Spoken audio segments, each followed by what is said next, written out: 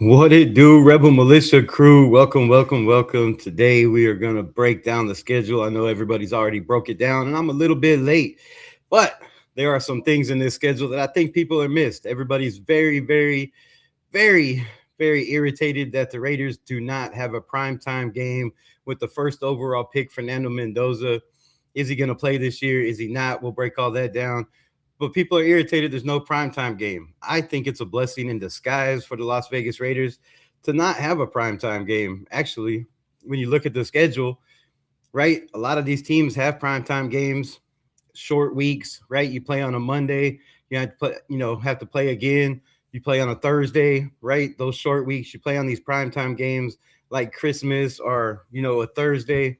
Those weeks get rough, right? Especially when you're traveling, playing away games out of town. But the Raiders don't have to do that. The Raiders just have a regular schedule, no primetime games, no short weeks. And I think that makes a big difference on traveling, on being healthy, right? On being able to prepare.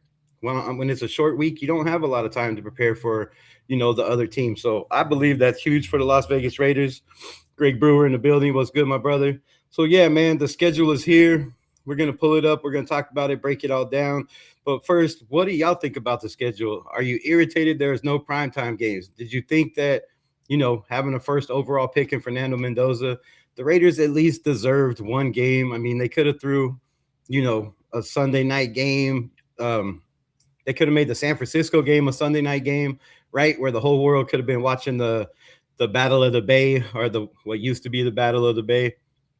I thought that would have been, a primetime game that the whole world would have want to watch. So at least Raider fans and San Francisco fans. But there were some games they could have thrown in there. Last year, Cam Ward, right? First overall pick. They didn't have any primetime games as well. So it's not just the NFL hating on Raider Nation. But yeah, man, let's talk about it. Let's get into it. Did I have this pulled up? Shit, hold on. I need glasses to see. Well, yeah, we start off in Miami. Who's going to the Miami game? Do you have your tickets? Are you prepared? You better get prepared quickly because, there's a lot of places to stay in Vegas. But if you want walking distance where you don't have to Uber, right? You don't have to rent a car. If you're just flying in for the game and flying out, there's a lot of places. So let me pull this up. Image. But yeah, man, it's a rough schedule. It's a daunting task. When we get to October, we play a grueling schedule. But could that schedule kind of be at an advantage for the Las Vegas Raiders? We're gonna break that down. We're gonna look at it. We're gonna talk about it. If you got tickets, what game are you going to? Let me know in the comments. Are you prepared? Do you have tickets? Are you a season ticket holder? If you're a season ticket holder, are you going to every game? If not, let people know. I'm sure there's people in here that would be willing to buy some of those tickets that are Raider fans and not other fans. So if you're a season ticket holder, man, let us know. Drop it in the comments. I thought I had this damn schedule pulled up. I apologize. I don't, and I'm having to find it. Where the hell is it?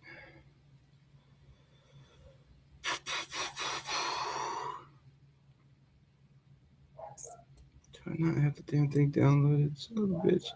All right, but yeah, man. So Candy Angel was good. Was good. That's a long ass name. All I see is frogs at the end, so I'm gonna go with Spider and Frogs. Spider and Frogs. What's good? What's good? How are you today? All right, so Miami, you start off with the Dolphins, a home game, a team that has a new quarterback, a new coach. They're probably they're in the same boat as we are. Except I feel like the Las Vegas Raiders are a little bit farther ahead of where the Dolphins are going to be right away. They got a new coach, they got new defense, they got a new quarterback who hasn't started a lot of games in the NFL, hasn't really had to lean a team for the whole entire season, right? How is that going to work out? The Dolphins got rid of Tyreek Hill and Waddle, who is now a Denver donkey. So now he'll be a Waddle and donkey instead of a Waddle and duck or whatever he was, penguin. So yeah, man, I feel like the Dolphins don't have a whole lot of. All right, which roster is it? Jeez Louise, you got to be more prepared. All right, I feel like the this team is way more advanced, right? If you're asking me, save. Sorry, I'm not prepared for this. Chiefs fan, Chiefs all day. Man, your schedule looks easier than ours, Chiefs fan. Just saying.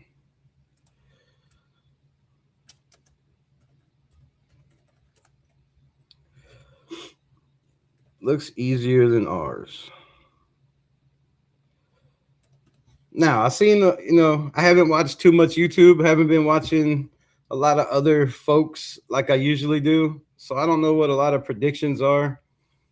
But from what I seen on Instagram, what I seen on X, Twitter, whatever you want to call it, right? What I see on these other sites is a lot of people saying, 4 wins, 5 wins, they'll be happy with 6, right? A lot of people are stuck on what ESPN and NFL Network and everybody, says our records will be or should be. But I ain't about all that. I think they're wrong all the time. I mean, just look at how many teams made the playoffs last year that weren't even expected to be in the hunt or anywhere near, right? So, I got this damn image right here. But I think the NFL did us a short favor, and we're gonna break that down. We're gonna talk about it as soon as I get this damn schedule pulled up. But I think they kind of helped us out a little bit. I really do. Not having any primetime games is gonna be. Wait, it should be up here farther. It's going to be an advantage. And we also have another advantage. All right. Finally. All right. So this is the schedule, if you will, right? We have the Dolphins, September 13th. Let me know, win or loss. We'll break it all down. I got those little green things up here. I will move them over for the wins. We're going to break it all down. But we talked about the Dolphins. Then we got the Chargers, right? Chargers coming to town. How's that gonna work? The chemistry between a former head coach, Mike McDaniels, right? A former head coach taking a lesser job, being the offensive coordinator for Jim Harbaugh. How are those two minds gonna mend together? How are they gonna work as a chemistry? And we're gonna have to wait and see, right? I believe Mike McDaniels is gonna be a shining star, I believe, for Herbert in the offense. But they also lost their defensive coordinator, who is now a head coach as well himself. So the Chargers, I believe, have some problems, right? They have some issues. Their offensive line was hurt last year. They went and drafted nothing but offensive linemen. It seems like they got some key pieces in Harris, Trey Harris from Ole Miss that didn't get a lot of burn last year, right? So they have some pieces. But I feel like the Chargers are going to take some time to put it together, as we are. But we might be a little bit ahead. We have a quarterback who understands the playbook, right? Who knows what Kubiak's trying to do. So Chargers going to be a tough one. Then you got them New Orleans Saints, New Orleans, right? A lot of people are already booked to go to that game. I believe that's one of the games that I might be at. I'm still, trying to figure out where I'm going to be. A lot of traveling from Arkansas, but definitely want to get to some Raider home games. Would love to be at the opener in Miami, but we'll see how that goes.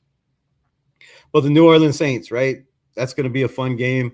A lot of Raiders fans in the area. Raiders fans are worldwide and nationwide. Saints will be a fun game. Then you have the Kansas City Chiefs, right? Kansas City Chiefs. And again, we're going to break this all down, but I'm just showing you the schedule. Kansas City Chiefs. And then it gets rough. You have the Chiefs, the Patriots, the Bills, the Rams. Maybe a little break, maybe not a little break, right? Who's going to be the quarterback for the Jets? Is it going to be Geno Smith? Will he get beat out by Cade Klubnik? I believe they went and got. I mean, I'm taking Cade Klubnik all day if I'm the Jets. but you got a small break, and then you got San Francisco, then you got Seattle, the defending Super Bowl champions, then the Broncos, who were one game away from the Super Bowl. Then you have one of the best defenses in the NFL who lost their defensive coordinator in the Cleveland Browns. Then you have the Chargers again, the Broncos again, Tennessee Titans, which is a game more than likely I will be at, working on that as we speak. And then the Cardinals, and then the Chiefs, another game that I will be at the Kansas City Chiefs. So we're trying to get something going. Raider fans, if you want to come, right? We're trying to do something up there. I'm, not too far from Kansas City, but little bit of ways. So I'm trying to get something set up for the Kansas City, and we got plenty of time. It's the last game of the season. So let me know your thoughts, your comments. Do you think the Raiders were screwed by the NFL? Do you think we should have had a primetime game? You would be irritated 0-2 versus the Queefs. Well, we played the Queefs on week 3, so it'd be hard to be 0-2. You know what I'm saying? But at least get it right? At least get it right. I thought I smelled the queef. Yeah, there's 2 in here. But 4 wins, 18. What? 4-18. That's not even possible, bro. But 4-18 it is. Mark it down. All right, mark it down. Book it. So 4-18, he says. But anyways, what are your biggest thoughts? Your biggest games? I think this schedule right here, man. I think this right here, November and December, is gonna be a tough time, and it's gonna tell a lot about what this team is made of.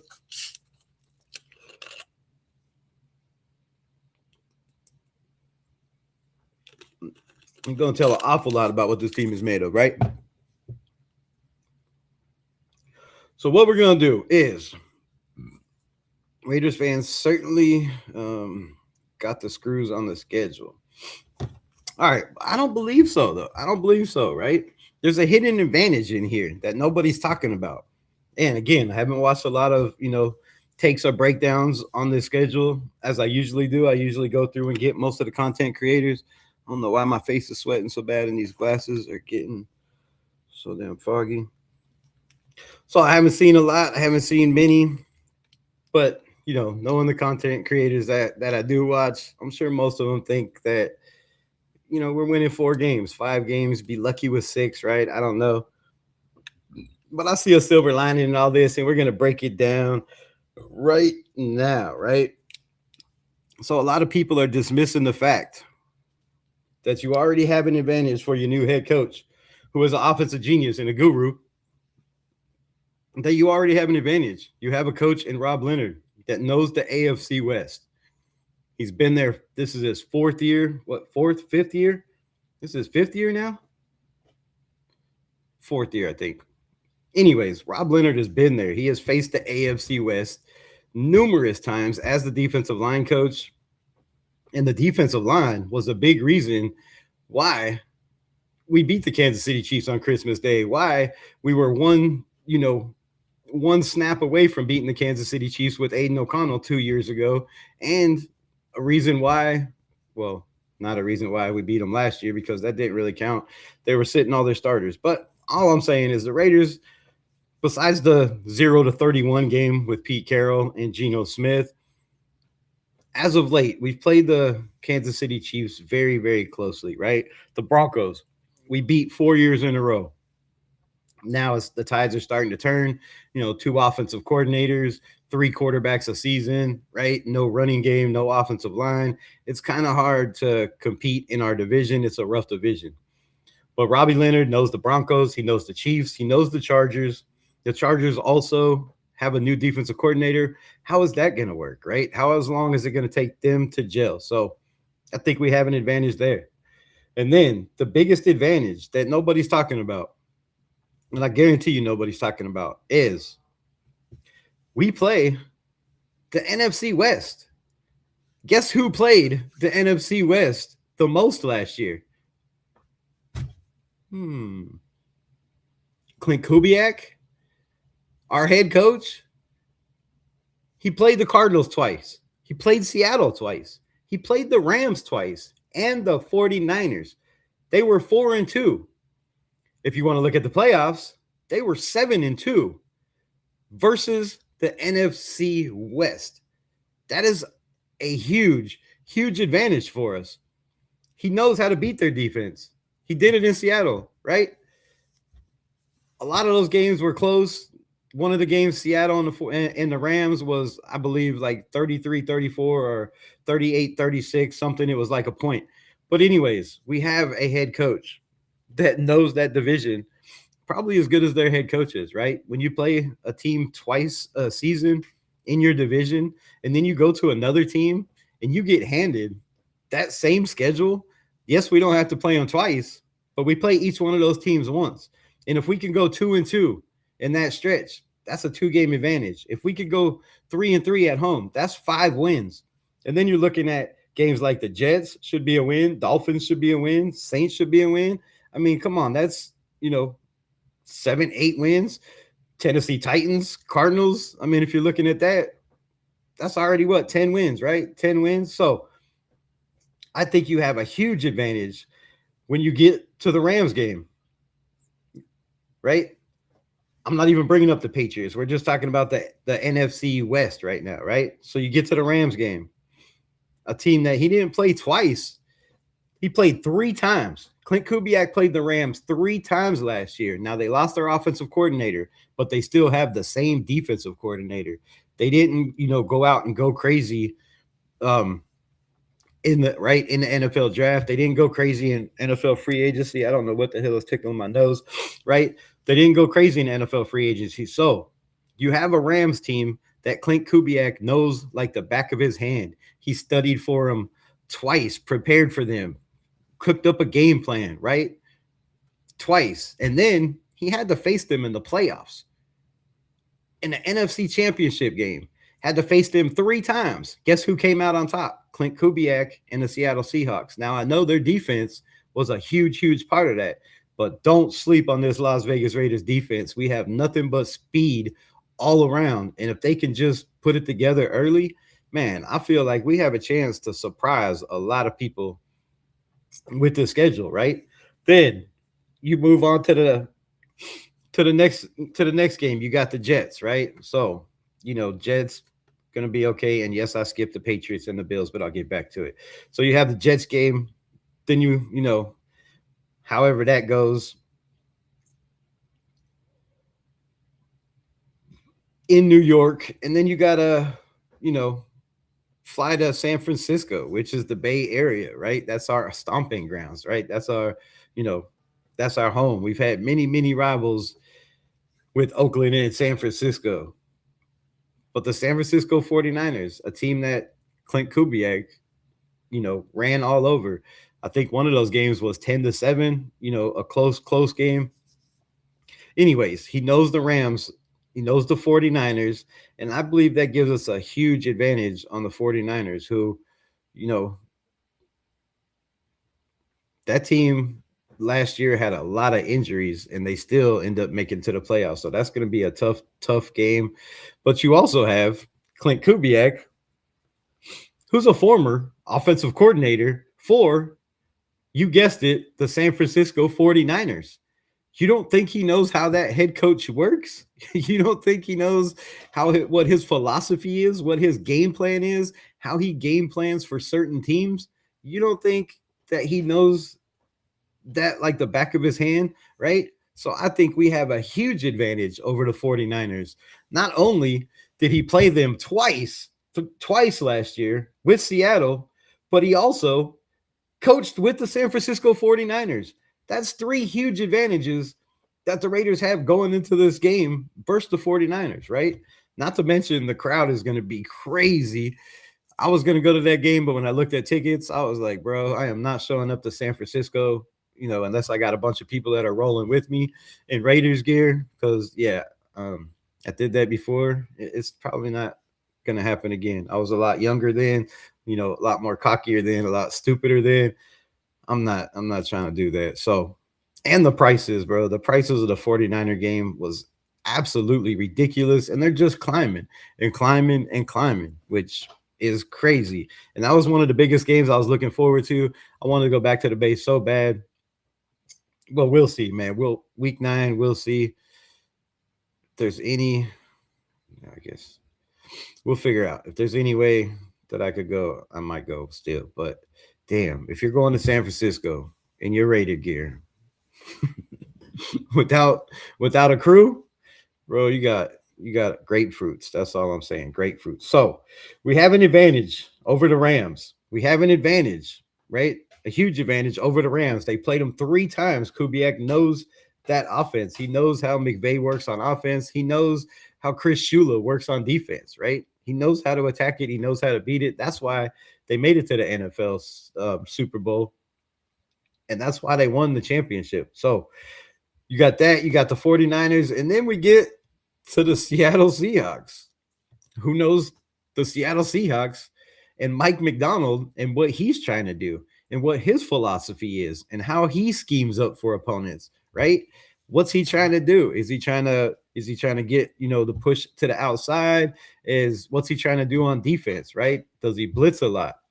What's he trying to do in coverage, right? Are you disguising coverage? How do you disguise coverage? That is a huge, huge advantage for Clint Kubiak because he was in the film room, in the game room, studying, building his offense with the head coach for every single game. So he knows his mindset. He knows how he thinks. He knows what he tries to do, to expose teams' weaknesses. So I think that's a huge advantage. Now, the Seattle Seahawks, they lost a couple players, right? They lost some defensive players. They also went out and lost their running back, who is now with the Kansas City Chiefs. And the Chiefs are going to be nasty with that running game. But Seattle lost some players they're going to have to replace. And they also lost the damn engine of their team, right? Now, you could say the engine was the defense because they won a lot of games because of their defense, right? They got a lot of turnovers. They gave their offense lots of extra possessions, and Clint Kubiak knows how to take advantage of that. So losing your offensive coordinator, they went and got an offensive coordinator that's a former 49er coach, right? So they're bringing in that same Kubiak West Coast system. So he's got an advantage with that too. He knows what this offensive coordinator coming in from the 49ers, he knows that group, right? He knows what they're trying to think, what they think, and what their philosophy is, and how they go about destructing and dismantling teams, to get victories. So I think that's another huge, huge, huge advantage for the Las Vegas Raiders. And then you got the Broncos, right? Again, a team that we owned for a long, long time, right? We made them our bitch for a while. They were, excuse my language, they were 8 games in a row. That's 4 years that we were riding donkeys. And now all of a sudden the tables have turned, the tides have turned. The last 2 years they beat us. So now they've won 4 in a row. But I believe the buck stops right here at this game.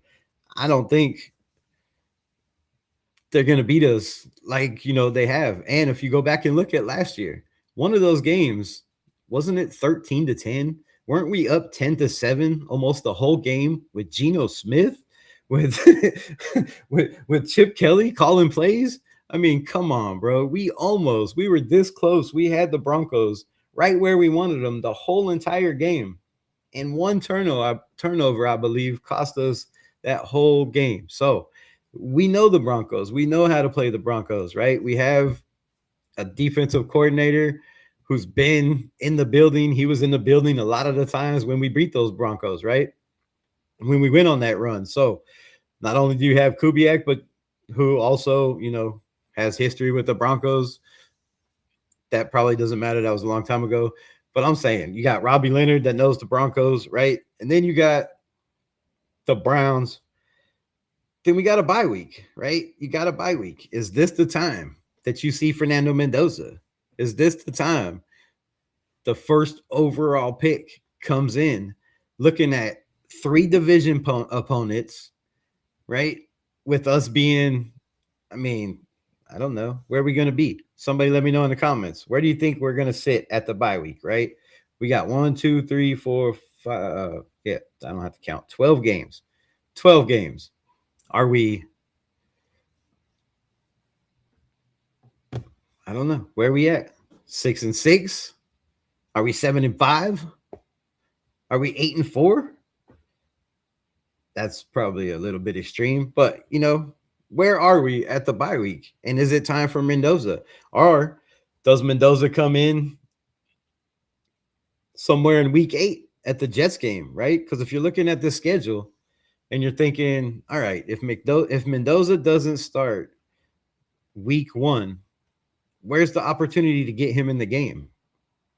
Right? Where do we put what game? Do you put him in the Jets game after the Rams game? And then you let him prepare for the 49ers, who, like I said, Clint Kubiak knows very, very well, knows how they think, knows how they operate, knows exactly what it takes to, make the engine run over there.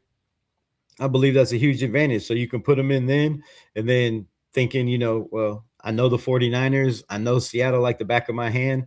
This would be a great time to put in our rookie, give him some tough games against playoff teams, and see what we got with our rookie, see where he stands. And then you give him what? 9, 1, 2, 3, 4, 5, 6, 7, 8, 9, 10 games, 10 games or 9 games. I think that's somewhere where Aiden O'Connell started, right? Didn't Aiden O'Connell play, 10 games his rookie year? He threw 9 touchdowns to 1 interception the last 6 games. Woo! Bro, you put him in at the same time, you better hope to God that that he does better than that. Aiden O'Connell went 5-4, I do believe, as a rookie in 9 games. So you got that's are they going to do that? Are they going to let him play 9 games, give him 10 games, or do they wait and just give him 5, depending on where the Raiders are at, where their schedule's at, and what it looks like, right? That is the major question. So let's talk about it. Let's get into it. Shout out to everybody in the building. I see y'all 5-7 by the bye. Whew. That's rough. 5-7 by the bye. The first game, man. First game, we got the Miami Dolphins. Denny Cap's in the building. What's up? We're ranked 3rd in the NFL with facing teams coming off the bye. Okay. That's nice. All right, so we got the Miami Dolphins, week 1. I'm going to say that's a win, right? That's a win. I feel like we're just a little bit more advanced when it comes to the roster. They don't have, a Colton Miller. They don't have a Max Crosby. Hell, we don't even know if they got a Kirk Cousins over there, right? They do have, an Ashton Genty or a Mike Washington, whatever you want to call it. But I believe that's a team that, they're going to struggle off the jump. I believe they have a lot of issues over there. Lawrence, my guy, appreciate you pulling up. So we got the Miami Dolphins week 1. I say that's a dub, right? I say that's a dub. Then you got the Chargers coming in. Week 2. Can we catch the Chargers slipping? Trying to get everything together, right? Trying to get all the kinks worked out. Trying to get everything figured out. I believe yes. I'm going to say yes. I say we beat the Chargers early, whether it's, Aiden O'Connell, whether it's Mendoza, whether it's Kirk Cousins. I don't think it matters, right? I don't think it matters. I think our running game is going to be big in this, right? They have a defense that has a lot of players that are up there in age. They brought back Khalil Mack. They have a lot of declining stars on that defensive squad. They let go of one of their best edge rushers. They went and got, I believe, Akeem Mesidor, right? Are they the ones that got Akeem? Shit, I don't know. Don't quote me on that. I'm not trying to pull up everybody's roster and schedule. That would take all day to break this down, but I could if you want to. So the Chargers, man, I think that's a dub. I think we start out, get some motivation, right, at home. And then for the first time in a long time, the Raiders win a game in LA, right? We catch the Chargers and they're, trying to put everything together. I think their offense is going to be tough, but I believe this defense is going to surprise some people with the speed we got. We got Nakobe Dean and Quay Walker. We got nothing but speed on the back end. Everybody in the back end from our linebackers on are in the 4.4s or less, I do believe.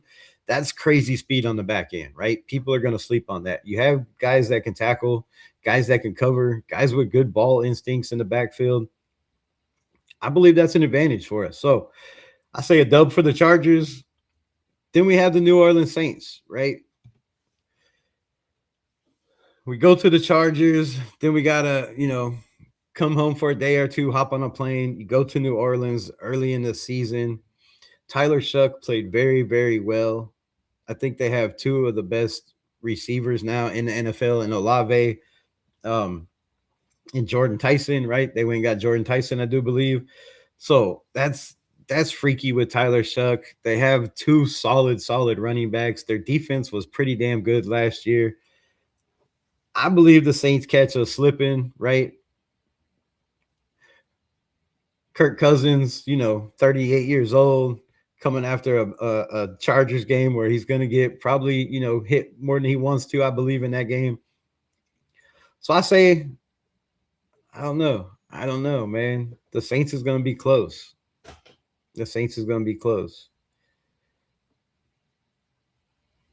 Anybody want to comment? Yes, no, maybe so.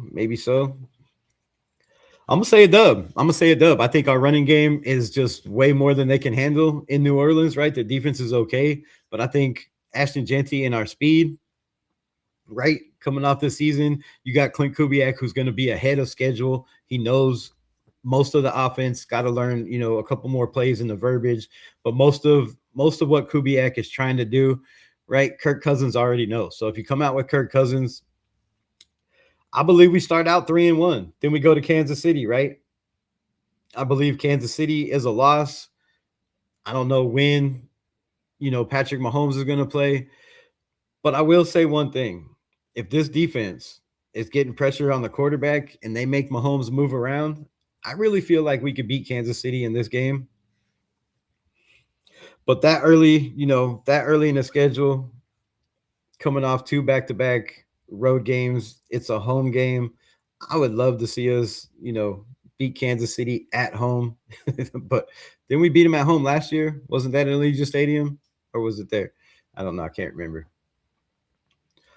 So I don't know, man. I'm iffy on the Kansas City game.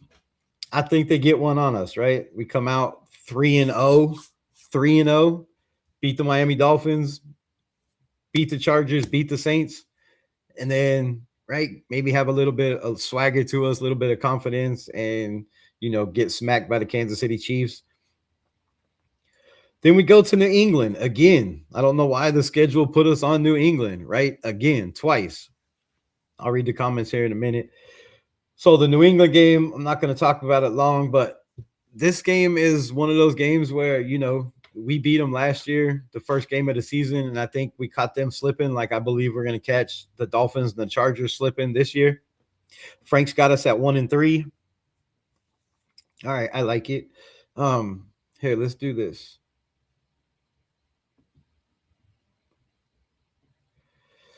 So which games you got us winning? Let me do this. I'm making 2 boards. So show y'all what I'm doing. I got the schedule up. I'm making 2 boards. If y'all want to comment, right? I got exactly what you see on your screen with the little green things, and I'm sliding the little green things over for the win and loss column. So if you want to participate in the chat, I need the most participants, right? So Miami, do y'all have it a win or a loss? And then we'll take the most votes and we'll go by then. So I'll do yours and then I'll do mine as well, if that's what y'all want to do. So let me know.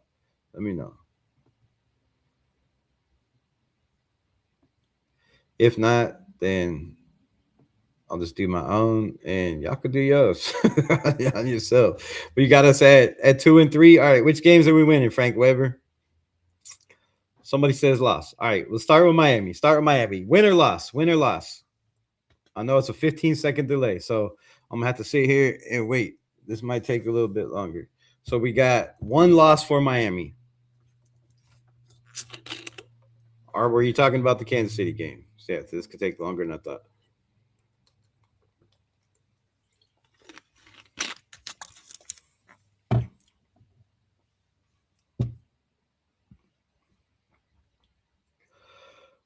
Think we're winning Miami. So we got one for Miami.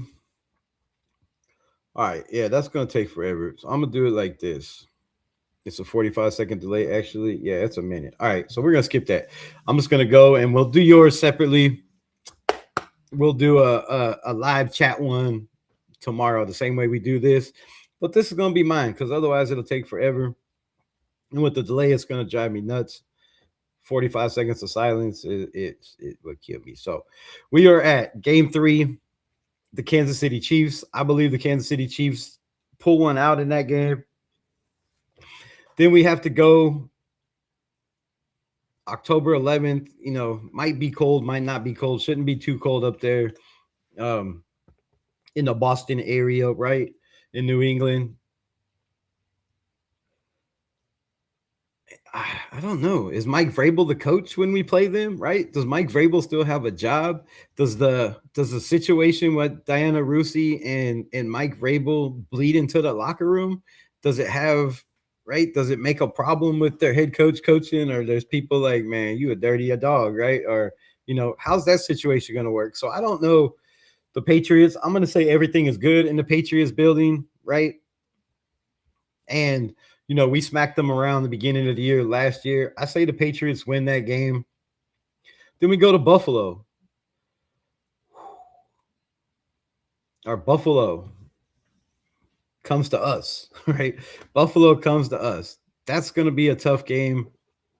Their defense, I believe we can score points on, but it's hard to say, right, until we know who the quarterback's going to be. And I don't want to sit here and go, okay, if Aiden O'Connor's the quarterback, we lose. If Kirk Cousins is the quarterback, it's iffy. If Mendoza's the quarterback, we win type shit, right? So I'm just going to say Kirk Cousins the quarterback, and then we'll flop it and adjust it from there. So Kirk Cousins is the quarterback. I say we lose to Kansas City, lose to the Patriots.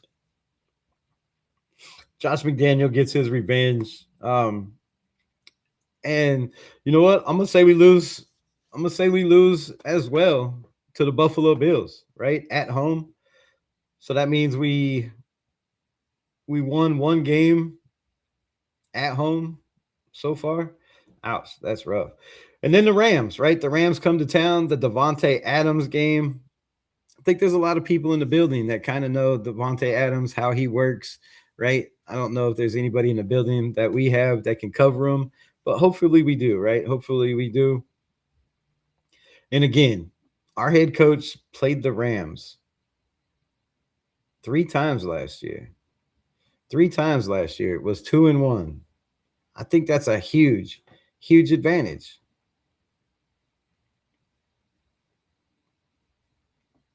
But I don't know if we win.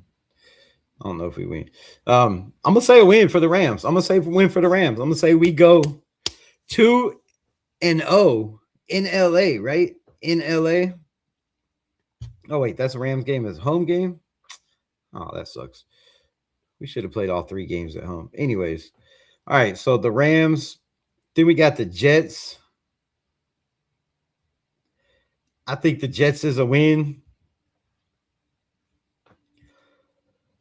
Geno Smith not getting no revenge, bro. I'd say he throws 3 interceptions in that game if he even plays in that game, right? I give us a win in that scenario. Then the San Francisco 49ers in the Bay. D-Money was good.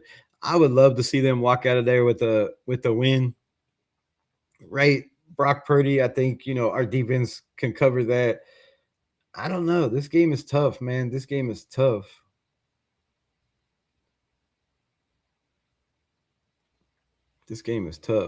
You got 6 wins. 1 win, 2 win, 3 win, 4 is a loss, 5 is a win, 6 is a win, 7 is a loss, 8 is a win, and 9 is a loss.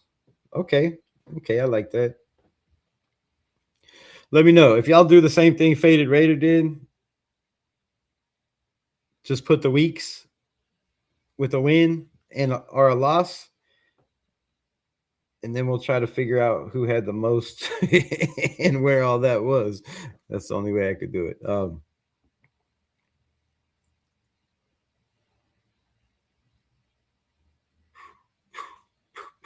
You know what? I'm gonna swap this. I think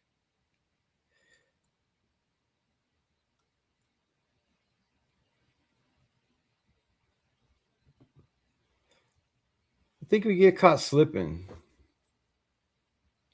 Our division is tough as a mofo.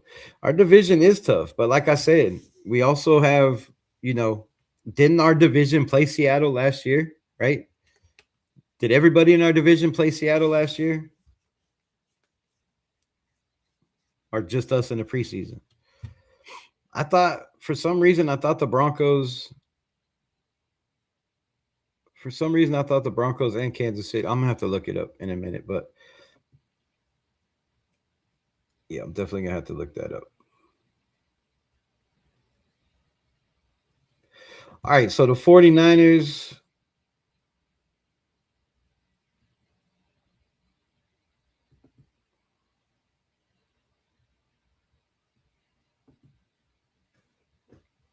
I'm gonna say the 49ers is a win. I'm gonna call the Rams game a loss. Seattle Seahawks. I think that one's is a close game, but I don't see us winning that game. Then we have the Denver Broncos. I see that as a close game as well, but I'm gonna put that as a L.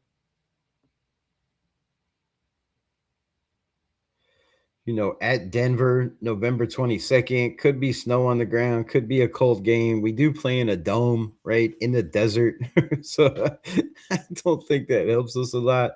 And then, man, then we have the Cleveland Browns, right? The Cleveland Browns, a team that beat us last year with Shador. And I I still can't believe they won that game. I mean, as bad as people thought we were, right? We go and we compete and we hang. Alec M says 7 is our floor, possible 10 or 11. Shout out for the $10 holla. Let's go playoffs this year. Appreciate you, Faded Raider. But we play the Jacksonville Jaguars, and that game is a game I thought we could have and should have won. It was neck and neck, right there. But somehow we found a way to lose, right? The Chicago Bears, who made the playoffs, neck and neck, found a way to lose, right? Should have won that game. They beat us by a last second field goal. The Houston Texans, a playoff game, neck and neck. Ashton Genty, what didn't he have 3 touchdowns in that game? Or 2? Anyways, Ashton Genty, a breakout game in Houston. We played them very, very well. Could have won that game as well. Those are 3 playoff teams that we played very, very solid. The Denver Broncos, we lost 10-7 or 13-10 or whatever it was. I have to look that up as well, right? So Pete and Gino, we're terrible, as Alex said, and our defense still kept us in games last year. Our defense is 100% better than it was last year. 100% better, right? If this defense was top 20 last year, 100%, bro, they could be, top 5 this year very, very easily. I believe they got that much better. The only question I have is, who's going to be that plug at the defensive line? But I don't really think that's a big problem if you're only running, 3-4, 20 or 30% of the time. I don't see that being a problem, right? So the Browns game, I think we should have definitely won that game last year.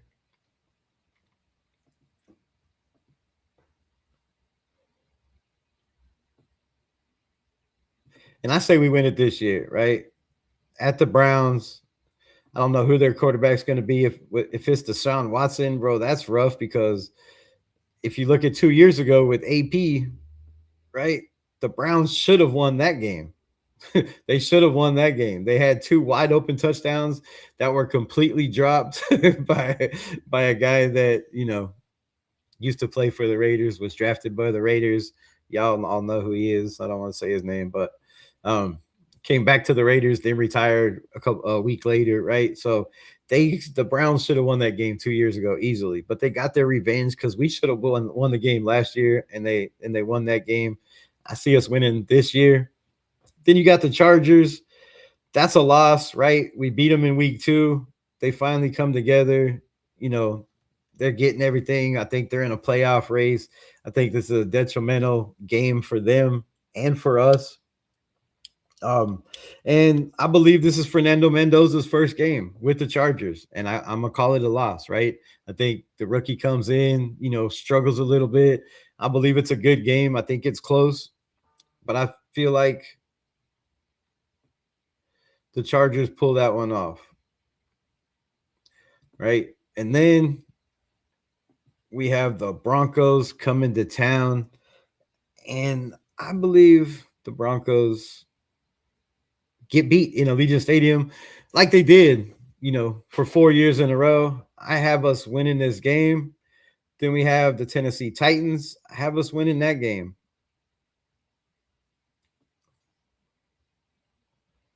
Then we have the Cardinals. Man, that's going to be rough. If y'all follow this channel for a while and y'all know who my number one coach was, it wasn't Clint Kubiak. It was not. It was the guy that sat behind Sean McVay. It was Mike LaFleur. That was my number one coach, right? We'll see what he does with the Cardinals over there. We'll see what Kubiak does with our Raiders over here. But Kubiak was my number 2. I thought, Davis Webb was never on my list. Not a guy that I wanted. So I felt like it was 2 guys, Mike LaFleur, Clint Kubiak. Clint Kubiak, after after their last win or whenever, right, they got the first interview. They were supposed to have one with Mike LaFleur. They canceled that, hired Clint Kubiak. He was the guy. So that's going to be a tough game, man. That's going to be a tough game. I believe the Cardinals are one of the teams like the Raiders that are going to be those teams that sneak up and, are pushing for a playoff spot. And call me crazy. The Cardinals, yes, they have to play the Rams twice, the Seattle Seahawks twice, and the 49ers twice. But I don't believe the Seahawks are going to be what they were.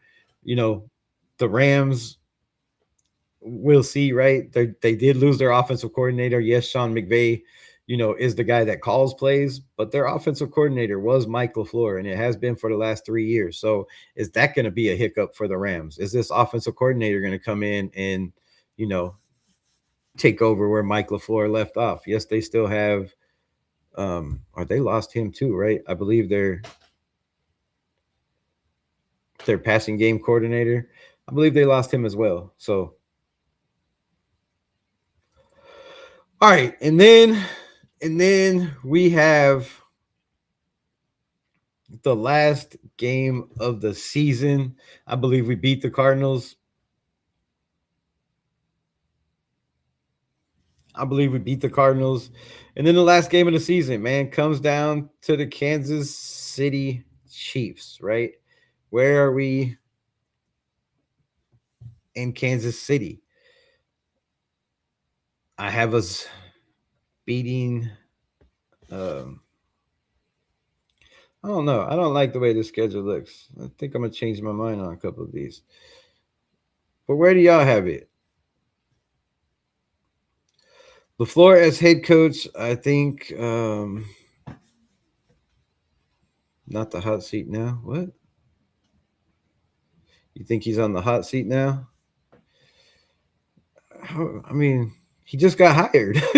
He just got hired. All right, Dub and KC, Booger Minshew, backup Cardinals now. Yeah, that's gonna be funny. Spytek and Kubiak brought in competition all over the place, free agency, and I'm loving it. Facts, man, facts. They brought in lots of competition, and I feel this team is gonna sneak up on some people, man. It's gonna sneak up on some people. So let's get this off the screen. Right, we talked about all the games. Actually, we'll just leave it on there. Let me know. Who are y'all's picks, right? I know y'all waiting for mine. So, hey, the algorithm brought me here, and I'm glad. Good commentary. I think the schedule in Kansas City, absolutely brutal. Good luck this year, Kansas City. Kansas. Kansas City wins that one 24-13. Appreciate the comment, my brother. Appreciate the algorithm bringing you here. Definitely. Thank you for the nice words, and like, subscribe, and come back. Appreciate it. 24-13, the last game of the season.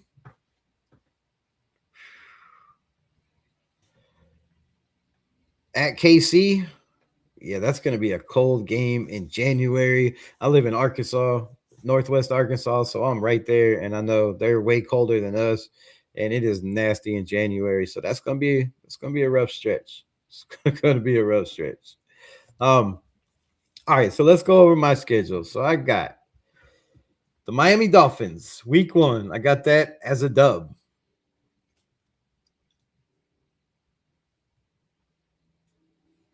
I'll do that. Yeah. Week 1, Miami as a dub. The Chargers come into town, and I think we catch them, right? Trying to put everything together. They've been beating on us for a while the last couple years. And the main reason is I'm picking us to win this game is because Clint Kubiak, John Spytek, everybody has said the same thing, right? You have to win your division. If we want to compete, if we want to be a playoff team, if we want to be a team that gets primetime games, you have to win your division. And I think that starts week 2 with the Chargers, right? I know, man, just throwing numbers out there. Yeah, it's brutal here for sure. Absolutely.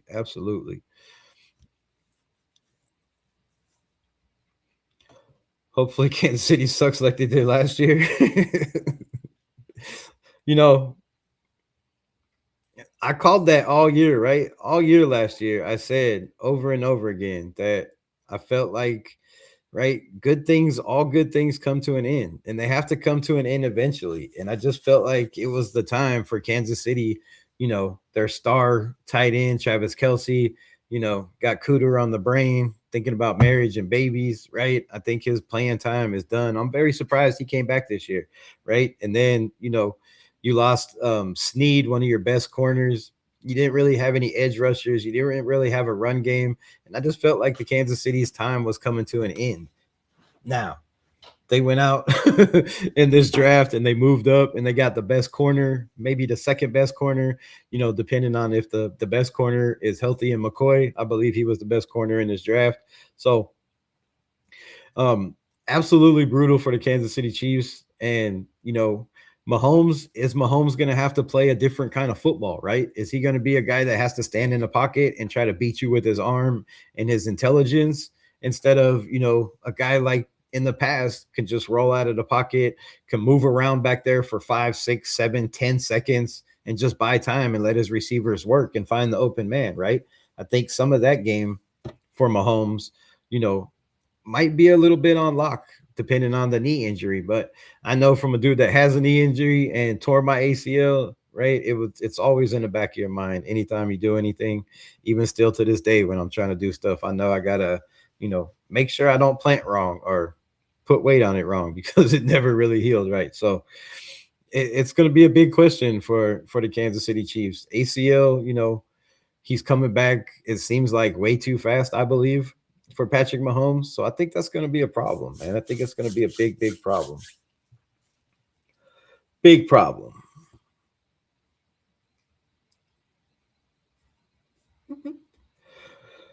All right, so I got us beating the Chargers 6, 7, 8, 9. Wait, 1, 2, 3, 4, 5, 6, 7, 8, 9. All right, so I got us beating the Chargers. I got us losing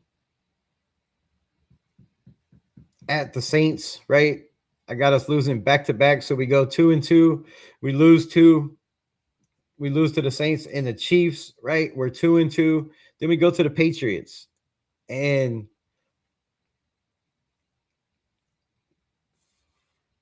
I got us losing that game.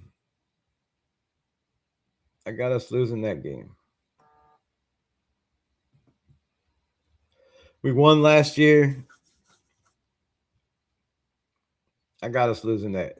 Then the Buffalo Bills come to town, and surprisingly, I'm gonna give this a dub. I'm gonna give this a dub, right? Their defense struggles.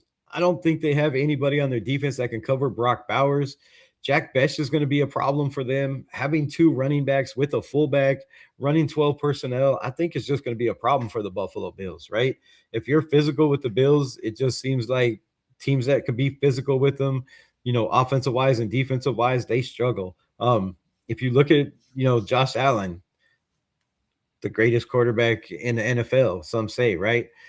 But he's still a turnover machine, man. He had crazy amount of turnovers last year. I think in one game he had two interceptions and two or three fumbles, right? 5 turnovers for a gold jacket type quarterback. You just never know what you're going to get with Josh Allen, right? He's got same thing, cooter on the brain. He's got, a little singer over there that he's deeply infatuated with. And, sometimes life changes, right? So you never know what you're going to get with Josh Allen, but to coming into Las Vegas, right, in that environment, and if we're 2-3, it might not be that great of environment, right? Might not be that great. But if we're 2-2 or 3-2, then I believe Raider Nation shows up and shows out for that game. And I think Kubiak's offense against the Bills defense is a win. And I feel like with the speed we have on defense and the linebackers we have and Max Crosby on the end, tormenting Josh Allen, right? Making him move off his spot, making him move around, buy time. I got us a win. I got us a win there. Then we have the Rams versus the Rams coming to town. I talked about how the division could be, huge for us. It could be bad for us, right? But I really feel like it's a close game to the Rams. They probably win by a field goal. That offense is going to be hard to contain over there. They just got better. Their defense should be better, right? I give us a L. So we are 3-4. Ouch, 3-4. And maybe it's time for Mendoza, right? You're 3-4. I mean, it's a Jets game. Do you throw Mendoza in, throw him into the fire, or do you wait? If it was me, I would throw Mendoza in right now. I would throw him in. If you're 3-4, if you're 3-4 going into week 8 against the Jets, that would be my spot to play Mendoza. That would be my spot. So I'm gonna call it that. I say when Mendoza comes in week 8 for the Jets, and I get us a dub. I think he comes in for San Francisco. And we get a dub. The Seattle game, I think, is close. Very, very close.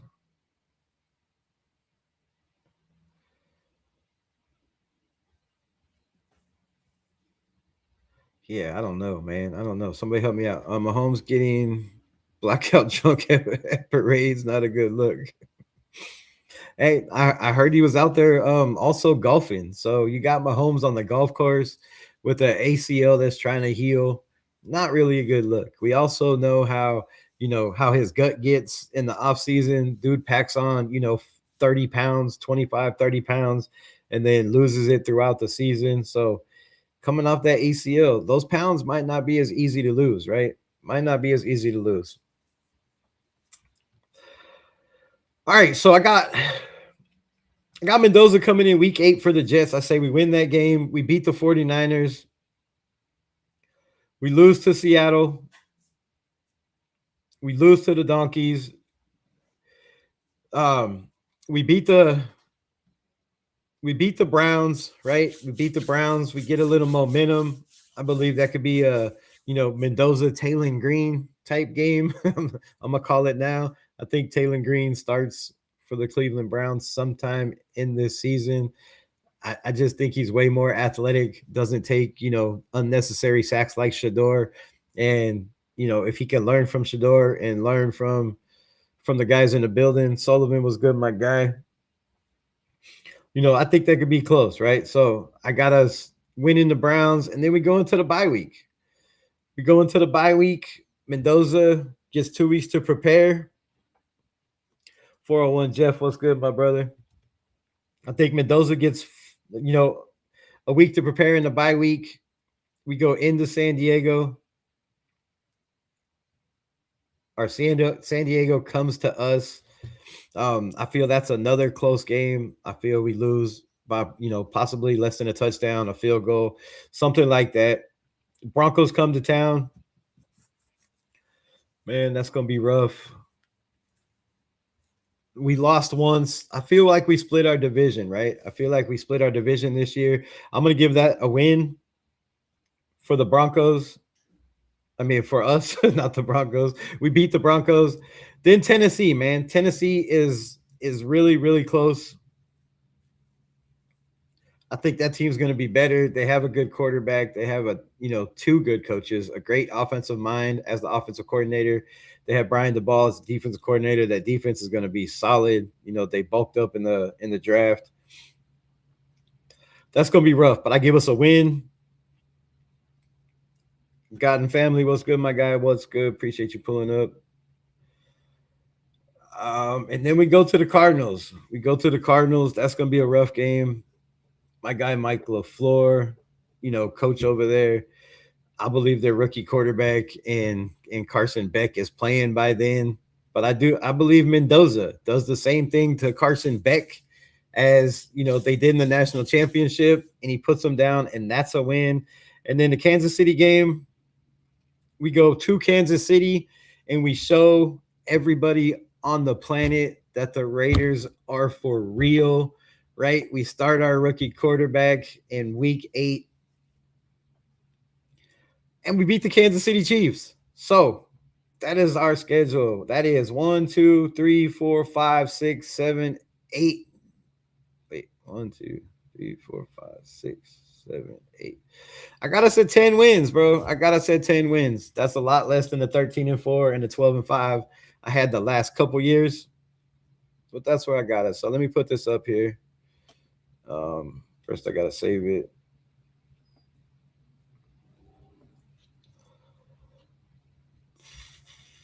Oh, shit. I saved it to the wrong. Oh, no, that's good.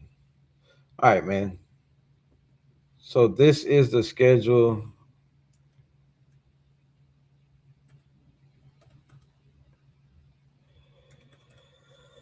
Let's just do it like that.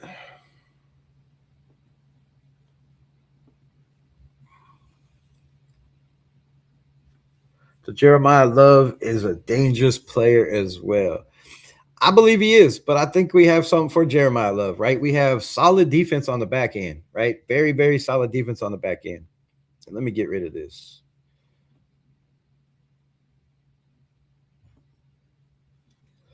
I need to replace it with the hell? Is somebody here?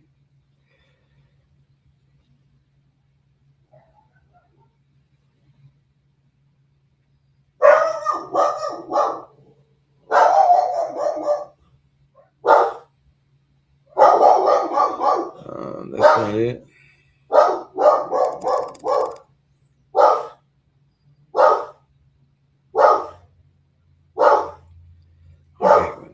Quiet, man. Nobody's here. Damn it, Tucker Hemingway. It's enough of that.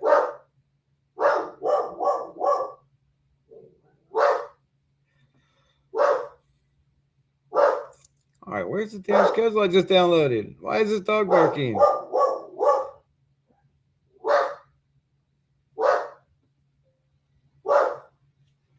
All right, hold up. This is not working. Was that UPS? I don't know what the hell's going on. All right, let me get rid of this.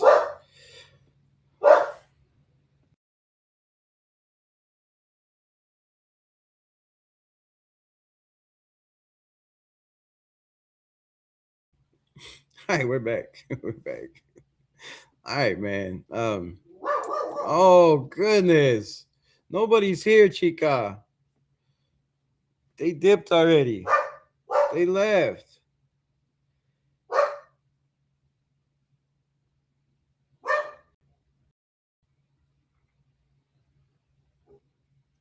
Fucking dog is crazy, bro. I swear. Um, all right, I'm gonna delete this one. I'm gonna try this again. Save this dang schedule.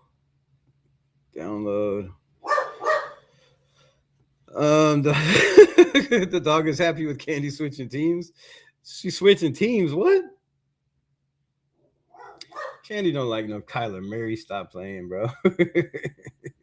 He's about as tall as she is. I didn't mean that, but it's really though, for real though.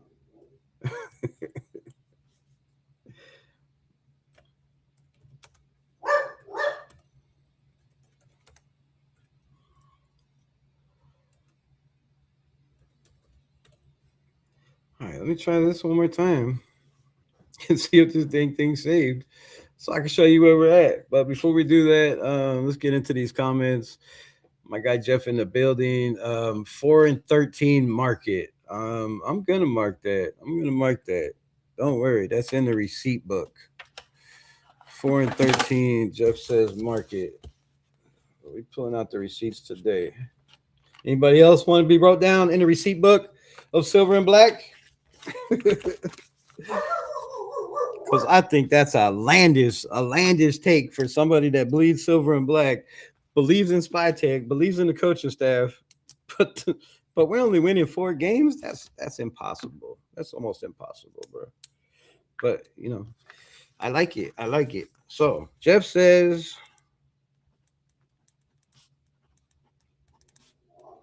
book it. It's booked. 4-13. Ouch. Wrote down. 4-13. Jeff, you're on the list. Anybody else want to get on the list? Anybody else? We will put you down. Let's do this. Let's do a giveaway. Whoever gets closest to the schedule,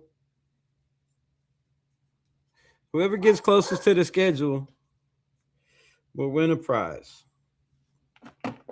It could be a hat, it could be a shirt, it could be a jersey. You don't know. But starting right now, if y'all want to be entered, I will put your names down. Give me your schedule predictions, the closest one to the schedule. And then we'll have to do a tiebreaker, right? We'll have to do a tiebreaker like when Mendoza starts, or how many yards he gets, or something different, right? We'll have to definitely do some kind of tiebreaker, because I'm sure, I mean, in 17 games, there's going to be a lot of people that have the schedule the same. But let's break it down. I would love to do that. Are you still barking? Man? First Miami, the Jets, Titans, Cards. That's it. So you don't think that Clint Kubiak, who played the Rams 3 times last year, not just twice, he played them twice in their division. You don't think Clint Kubiak has a heads up on the Rams, who has a new offensive coordinator?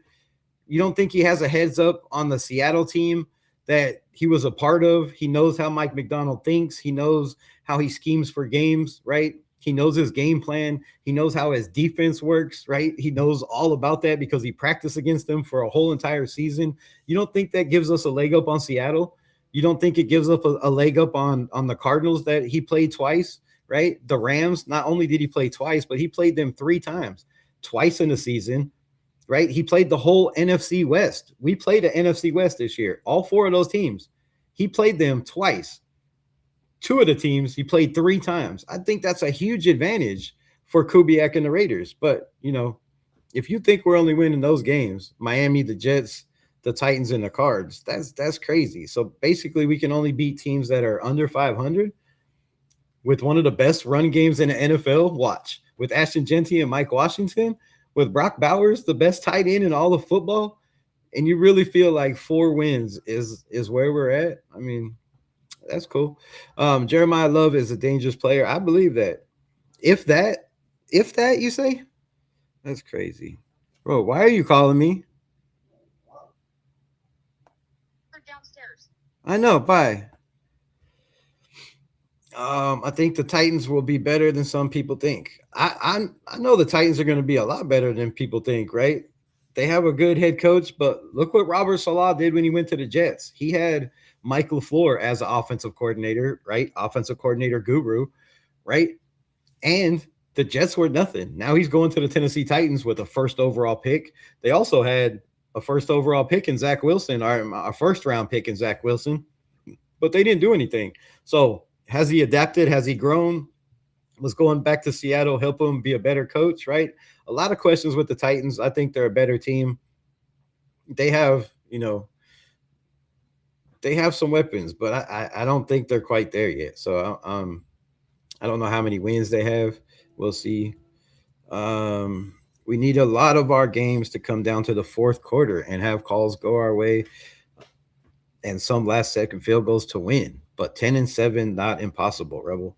I feel that 100%, right? Some of these games are going to come down to the wire. Some of these games are going to come down to, like you said, can we get in field goal range, right? Are we tied with 2 minutes left in the fourth quarter and the ball bounces our way, right? They come, say we're up and they come down and score, tie the game, and then we have a chance with a coach that can get yardage, that can get us down there, that can put us in field position to kick field goals, right? Who's that kicker going to be? We don't know. Is he going to be consistent? We don't know. But we do know that Clint Kubiak is an absolute dog on offense. Everywhere he's went, his offense has been good, right? And now you have him, but you also have Andrew Janoko, who he said he couldn't, he don't know where he'd be without Andrew Janoko. So that's another big part of the puzzle. And then you bring in Rick Dennison, who's been there with him everywhere he's went for the last 3 stops, right? I do believe. So you have that connection. When you have not just one guy that comes over from a team, but you bring in 3 guys, one on offense, or both on offense, one on offensive line, and one a quarterback guru, that says a lot, bro. This team on paper is a lot better than people think. I love the fact that ESPN has us, winning 5 games again. And I said last year we should have won more games, right? I had us at 12-5. But I believe, like, if we had a quarterback that was already in the building playing and a different head coach, right, that didn't have favoritism, if we would have kept AP in the building, come on, man. I thought we could have made a run last year. But, things happen, everything went awry. And if you watched my videos, when I did my prediction, I said, this is what I feel like they could be like if Geno, the if quarterback, and everything goes right and goes our way and the ball bounces our way, we can be 12-5. If not, and Geno plays like Geno and Pete Carroll doesn't take him out, as soon as he starts doing bad, then the season is a wash. And I'd be surprised if we won 3 games. We ended up winning 3 games. So I knew last year it was going to go one way or another. This year, I don't feel like that. I feel like our floor is 7 games. Maybe 6. I think our floor is 6 games, right? We're going to win at least 1 or 2 division games when you have a head coach that comes in and knows that it's all about winning your division. You're nothing until you put a mark on your division and win your division, which is going to be hard to win our division. But to win our division, or to start to get to the point where we can win our division, we have to be that team that can at least win some games in a division, right? You have to beat the Broncos at least once, the Chargers at least once, and the Kansas City Chiefs at least once. If not, those games have to be, less than a field goal and show them that, we're here, we're back, and we ain't going nowhere. And I believe the Raiders can do that. You're funny talking about me when I'm not here, LOL. How I was, what? Love how famous I am. Who's talking about you? What? I don't know what she's barking at. Just is such negative waves. It is what it is. The Raiders have lost for a long, long time. And I've watched this team for 51 years of my life. I'm 51. I've watched it since I can remember, right? Take the blinders off and look at who we play this year. The deck is stacked against us, man. We have a brutal and mid-season stretch. Okay, I'm taking my blinders off. I already took them off. That's why I waited 2 days before I did my schedule breakdown, so I could look at all the teams we played, where they were at, right? When do we get to play them? If you look at the Rams game, I believe they play Seattle like a week or two before that. The Raiders get tape on that. If you look at when we play Seattle, right, we play the Rams play, I think 2 or 3 games before that. So we get tape on that. If you look at when we play Kansas City, right, we have the Chargers who play them the first week of the season, Monday night. You get tape on that, right? So taking my blinders off, the big thing everybody said last year is we need a quarterback. We need a quarterback. Now we got 2 quarterbacks, 3 quarterbacks, and everybody thinks we're going to win less games than last year when most people had us predicted 6 or 7 games with a horrible, horrible offensive mind in Chip Kelly in the NFL and Pete Carroll, who, is 70 years old. Now we have a young, innovative, offensive-minded head coach, and we're a worse team than last year. We went and got the best center in all of football and paid him the most money out of any center in the history of the NFL. I do believe the highest paid center in the history of the NFL is now on our team running our offense, and we're going to be worse.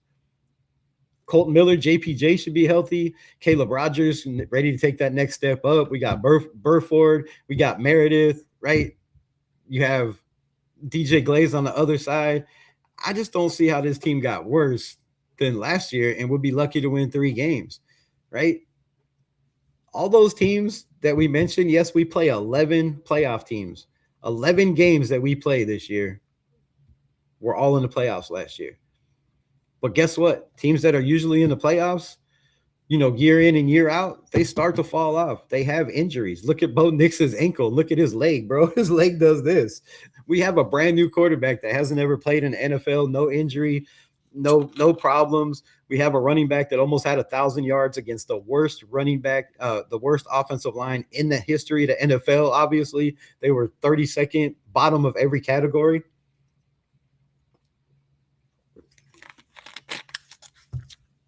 And then instead of bringing in all these new coaches, you keep one in the building that knows the division better than all the coaches we brought in, right? That knows the players on defense that we kept better than anybody in the building. I think those are all very, very good reasons to think this team can be competitive. You also have Aiden O'Connell, who's going to push Kirk Cousins, right? You also have Fernando Mendoza that I'm sure wants to play week 1, and he's not going to come out there and just sit on the bench. When you have two quarterbacks sitting behind you, if you're Kirk Cousins, that are pushing you, that makes you better. You can't make a mistake, right? Everything is on your shoulders. As soon as you mess up, you got somebody replacing you. That makes quarterbacks better. That's going to make Kirk Cousins play his ass off, I believe, and play lights out for as much as he can, right? Mandalorian wins the starting job week 1. Book it. Okay, God, family, and Raiders. I like it. Week 1, huh? Man, I don't know if I could book that, but I'm going to write it down. Because we're taking the receipts today, so we're going to write it down. God and Family says, we're going to come back to all these. And make sure y'all book mine too.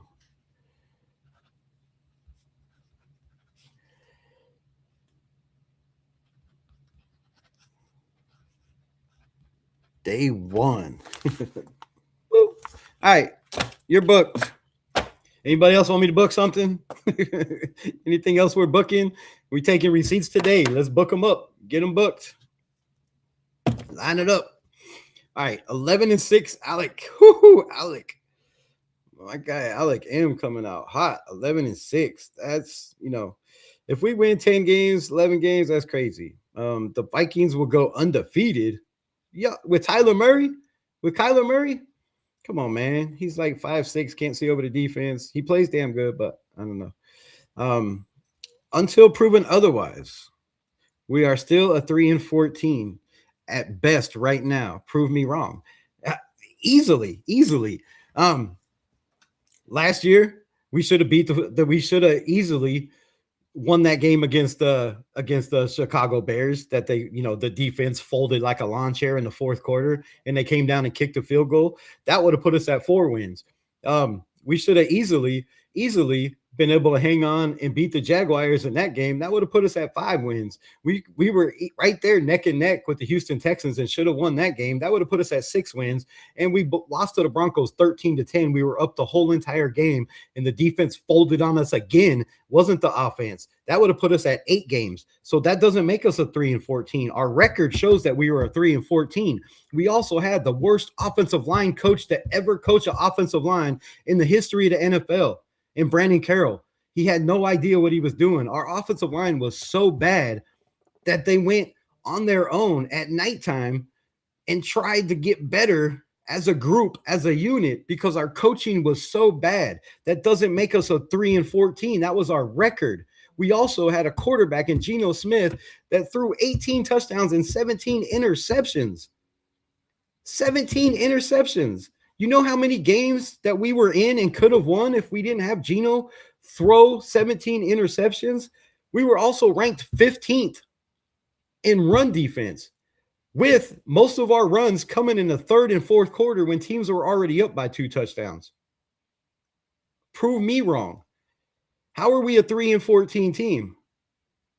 Until proven otherwise, this team, I just did, right? We have Ashton Genty that ran for almost 1,000 yards, 975 yards. He broke Josh Jacobs, who had the 14th best offensive line in the NFL's record with the 32nd best offensive line. You don't think he's going to have a better career than Josh Jacobs? He almost had 1,000 yards, 25 yards short of 1,000 yards. 80% of his yards were after contact. After contact. The best out of any running back in the history of the NFL. Nobody has had 80% of their yards after contact in anywhere in the NFL. Find it and prove me wrong. We also had Brock Bowers, who didn't play the whole entire season, was up and down, was hurt. We also had Tyler Lockett, who took reps away from guys like Dante Thornton and Jack Besh because of the coaching staff. So don't sit here and tell me, oh, prove me wrong. This team was not a 3-14 team. This team was very, very poorly coached, and it had favoritism that brought in guys like Alex Kappa, that played guys like Stone Forsythe instead of playing Charles Grant and playing Caleb Rogers. What do you mean this is a 3-14? That was just our record. A lot of those games should have went the other way. We win 8 games, right? And even some of those games, we can win 9 games. So this team is not a garbage team, bro. Look at the Patriots. They made it to the Super Bowl with one first-round pick playing left tackle or right tackle, and the rest of the offensive linemen were former fifth-round picks. We have 2 first rounds, a first-round center, a first-round left guard. We also have a second-round guard, a first-round tackle in Colton Miller. We also have a second-round guard in JPJ, a third-round guard in Caleb Rogers. Now we have another third-round center or guard in Charles Zune. We have 5 players on our offensive line that were drafted in the top 3 picks. There's not a lot of teams in the NFL that have that. Now we have the best offensive line coach in all of the NFL right now, and he has proven that everywhere he's went, their teams are up there in the top 5 or top 10 in rushing, in every rushing category. So I just don't see us being a 3-14 team. We had bad quarterback play, horrible offensive line. We couldn't run the damn football because our running back got hit in the backfield. The run plays that they were calling were absolutely ridiculous. And Ashton Genty still had over 1,300 yards from scrimmage, 5 touchdowns receiving and 5 touchdowns rushing. You have Jack Besh, who caught 20 passes out of 29 for 200 and something yards, and almost over half of those were first downs. Imagine if he gets 50 targets this year, right? 50 targets this year. All those numbers go up. You bring in a guy that has a chip on his shoulder, right? And Jalen Naylor that wants to be that number 1 guy. And to do that, he's going to have to beat out Jack Besh and Trey Tucker. That brings competition. So this team is not a 4-13 team, man. That's just our record. What running game? You say the best running game in the NFL. You watch, just watch. Mike Washington Ashton Genty are going to be tops in the NFL in rushing. I guarantee you. Mark it. Book that down. I'll book it down right myself. Ashton Genty, Mike Washington, tops.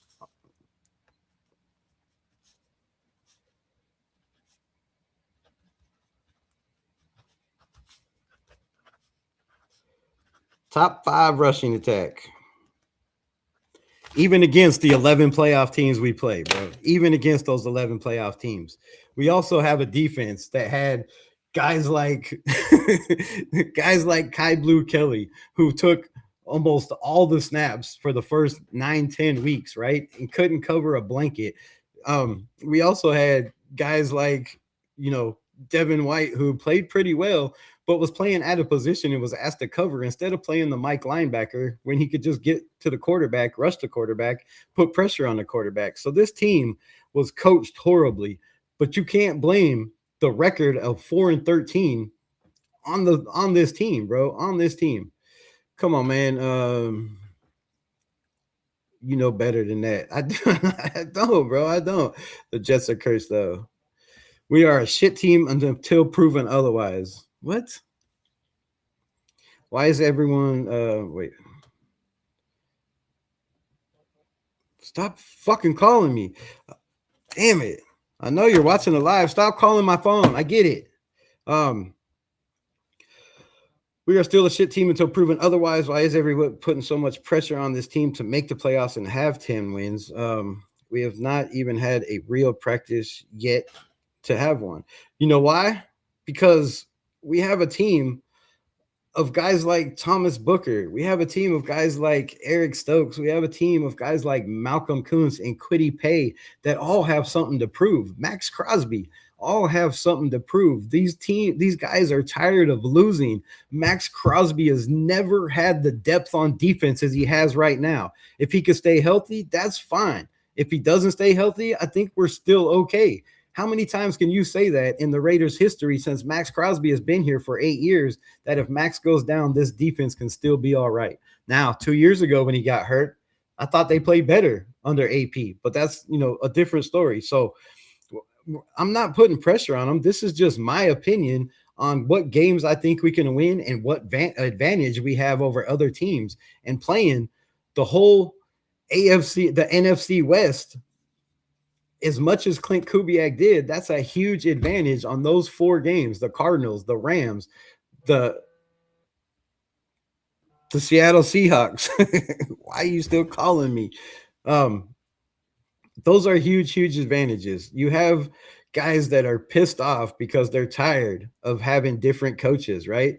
This will be the first year, and mark my words, nobody gets fired this year. Book that, mark it, write it down. Nobody gets fired this year. I believe this offensive line coach, the offense with Andrew Janocko, right, help, coming up with schemes, bringing his fit to what Clint Kubiak already does, because now you have Andrew Janocko, who is not just a quarterback coach. Now he's an offensive coordinator, and now he can throw schemes in his game plan and mix that with Kubiak that a lot of teams are not going to be prepared for. They're thinking it's a Clint Kubiak system, but now it's an Andrew Janocko and a Clint Kubiak system, because you're not going to bring in a guy and give him an offensive coordinator position, but not give him, any leadway or authority to be able to involve what he wants to put into the game plan. So I'm not saying there's no pressure on this team. Like if we win 5 or 6 games, I'm completely happy. I'm happy with that. I'm just looking at the schedule and looking at who we have as quarterback, right? A veteran quarterback in the building that knows the system, that with a nasty running game and a good offensive line coach, which I believe we have, can definitely put pressure on a lot of teams in the NFL. And then you look at a defense that nobody knows what we're going to get in the defense. Are we going to get a Raven-style defense, a Patrick Graham-style defense, right? Whose defense are we getting? So I just feel like the Raiders have a huge advantage the first couple of weeks until teams get tape on us. And then after that, you just keep evolving for each game. So when you have the speed that we have on defense, it's hard you'd have to fall into 4 wins, honestly. I mean, that's just crazy to me. Clue what we got. On paper we rock, but how many times have we said that and then sucked? The suck fest comes. I mean, I don't know how many times I've said that we are, stacked on paper. The problem going into the season for me last year was the depth. I didn't know who was going to help Ashton Genty. I didn't know who was going to open up holes, moving JPJ from center to right guard, right? That all mixed everything up. So I feel like this is just different. Last year we brought in Pete Carroll, right? He brought in a couple coaches here and there on the offense, on the defensive side. But he also took a year off coaching, right? He also has a philosophy that he was embedded in. We've heard Clint Kubiak say a million times, right? I have a system. I have, the blueprint and the game plan to what I want to do, but I also evolve that to fit my players. Now, we heard that last year from Chip Kelly. We could see in the first 3 games, he wasn't involved in anything to fit anything for the Las Vegas Raiders, right? Not even close. You just said on paper. Yes, on paper this year, we look great. On paper last year, it was still sus. It was still sus. We didn't know, you got guys like Greedy Vance, UDFAs. You got guys like Kai Blue Kelly getting starts. You got, Dante Thornton, who was a first-round pick, penciled in as the number 1 receiver because that's what Pete Carroll believed, right? We had no competition at camp whatsoever. There was no competition at the linebacker position, at the quarterback position. They penciled in their offensive line. There was no competition there. So last year was different. And even on paper, I thought we were lacking a lot of things. This year, I don't think we lack so much. This year, I believe it's going to be much harder for the Las Vegas Raiders to choose their roster. I think some veterans are going to lose some jobs. D-Money says 9-8 with a possible wild card. I'd be happy with that too. Now, again, we're just looking at these games, and I'm telling you what games I think we have a chance to win out of this schedule. Now, it's going to change because once camp starts and once preseason starts, I'm going to do this again. Last year, way before this time, I made my prediction of where I thought the Raiders were going to be just based on, like you said, the paper and what we look like on paper, and then the fact that we brought in a coach that had 40 years experience. Nobody on the planet could have expected the Raiders to have the season they did last year. It wasn't because of the team. It wasn't because of the lack of starters, right? It was basically nobody in the coaching or in the front office was on the same page. Nobody knew the direction they wanted to go. Pete Carroll wanted to do this. Chip Kelly wanted to do this. Then Chip Kelly was out. Then you bring in Greg Olsen, who made it look better. Answer me this. Did this team not look better when Greg Olsen took over from, on the offense? Because I thought they were night and day. The offensive line tightened up a little bit, right? We started playing the rookies. Jack Best started getting some receptions. I thought once we got Greg Olsen in the building, it was totally different. No negativity, just being realistic, man. Hey, Rebel, check your messages. I'm checking my messages, and I'm not leaving. I gotta run downstairs really quick because I got something that was delivered, and if I don't check it, it's gonna melt. So watch the beginning of this video, and I'll be right back. The rebellion.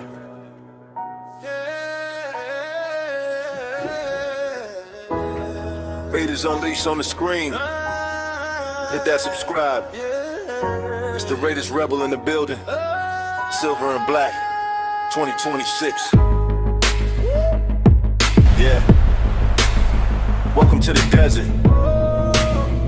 You know what time it is.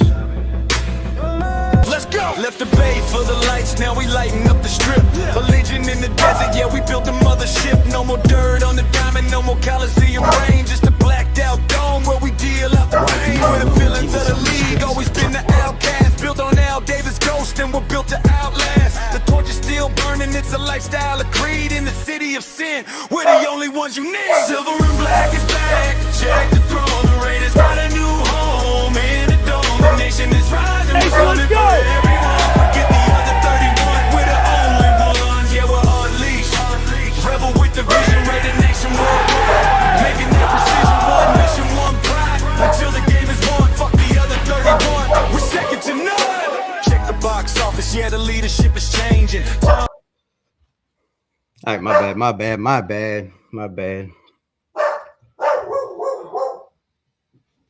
That was a waste of time. I got up for absolutely nothing.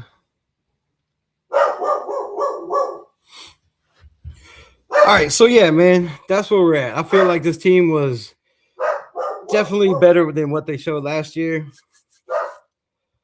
I mean, could be optimistic. My guy Jeff says, but this season is how everyone gets so pissed at the team. Set the bar high and then fans crash, lose out. Keep it realistic and it won't be pissed.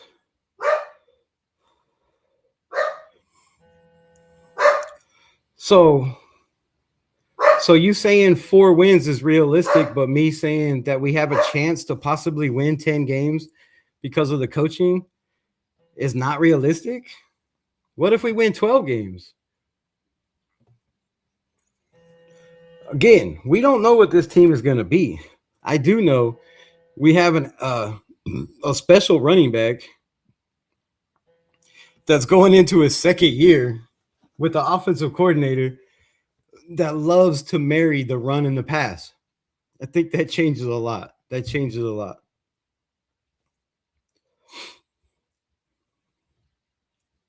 So I don't know how you could say you're just being realistic winning 4 games. You're guessing just like me and everybody else in here, right? You're saying you feel like we're a 4-win team. And I'm saying I feel like we're better than that. So you're not being realistic. You're making an assumption the same way I'm making an assumption. You just think your assumption is better than my assumption. that's the only scenario.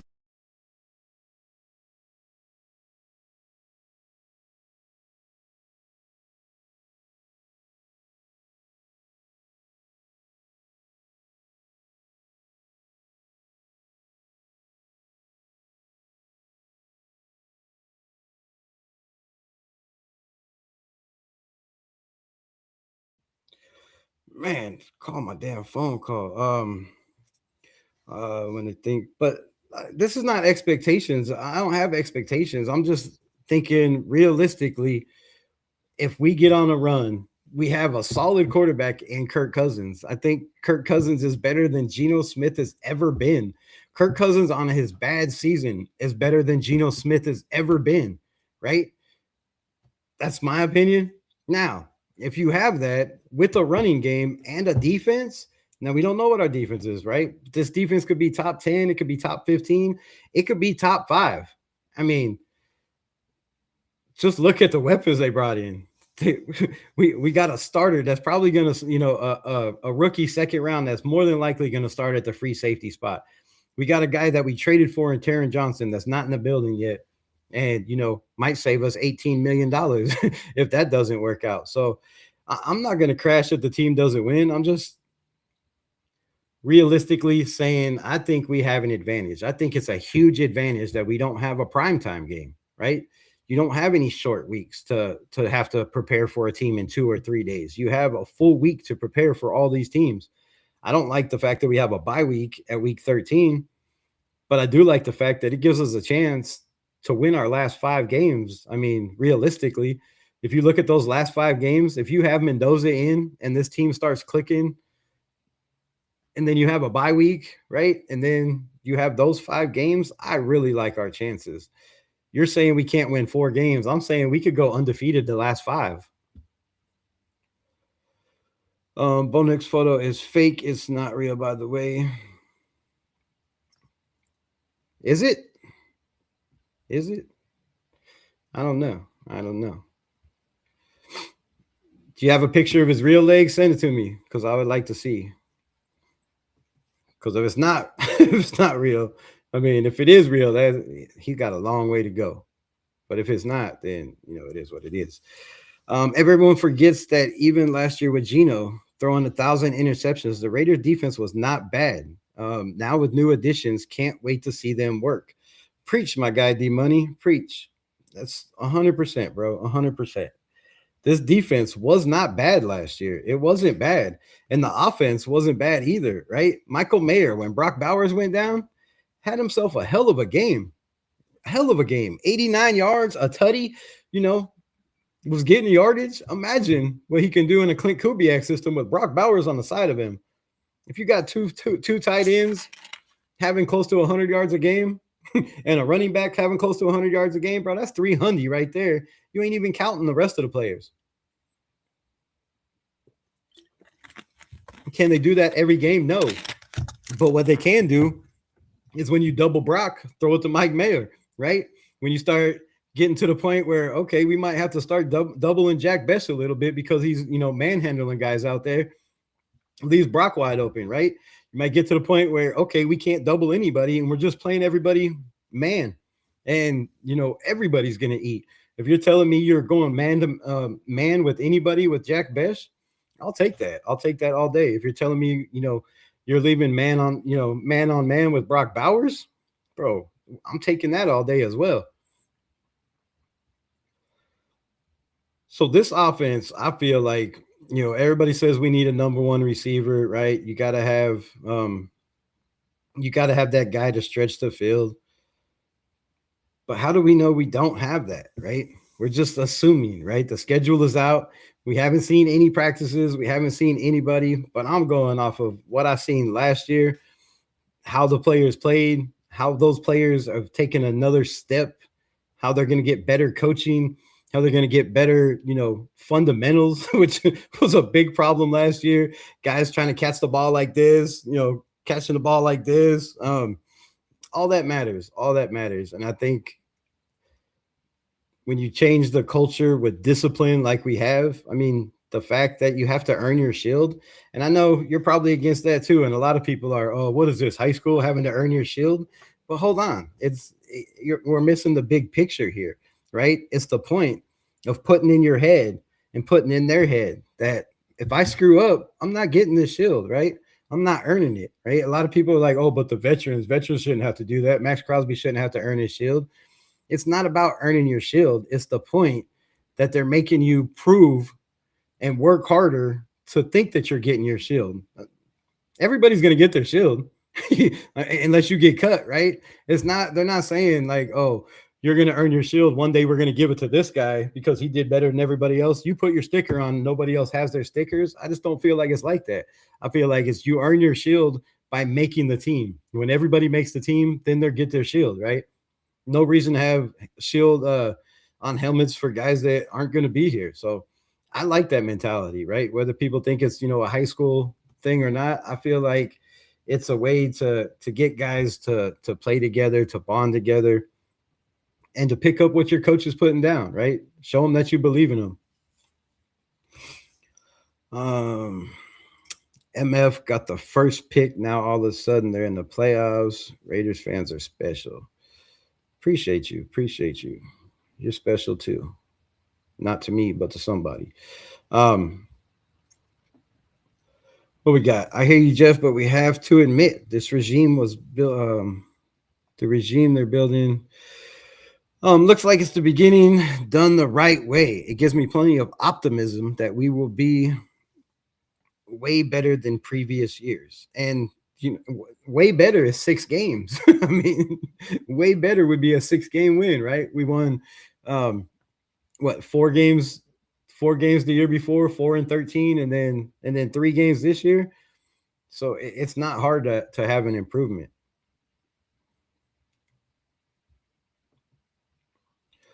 We all said this last year with Patrick. We all said this last year with Pete Carroll and his history. We thought we were going to be a good path this time last year. How did that end up? Okay, but can we just do me a favor? Can we stop looking at the past, bro? There's no future in the past. There's no future in it.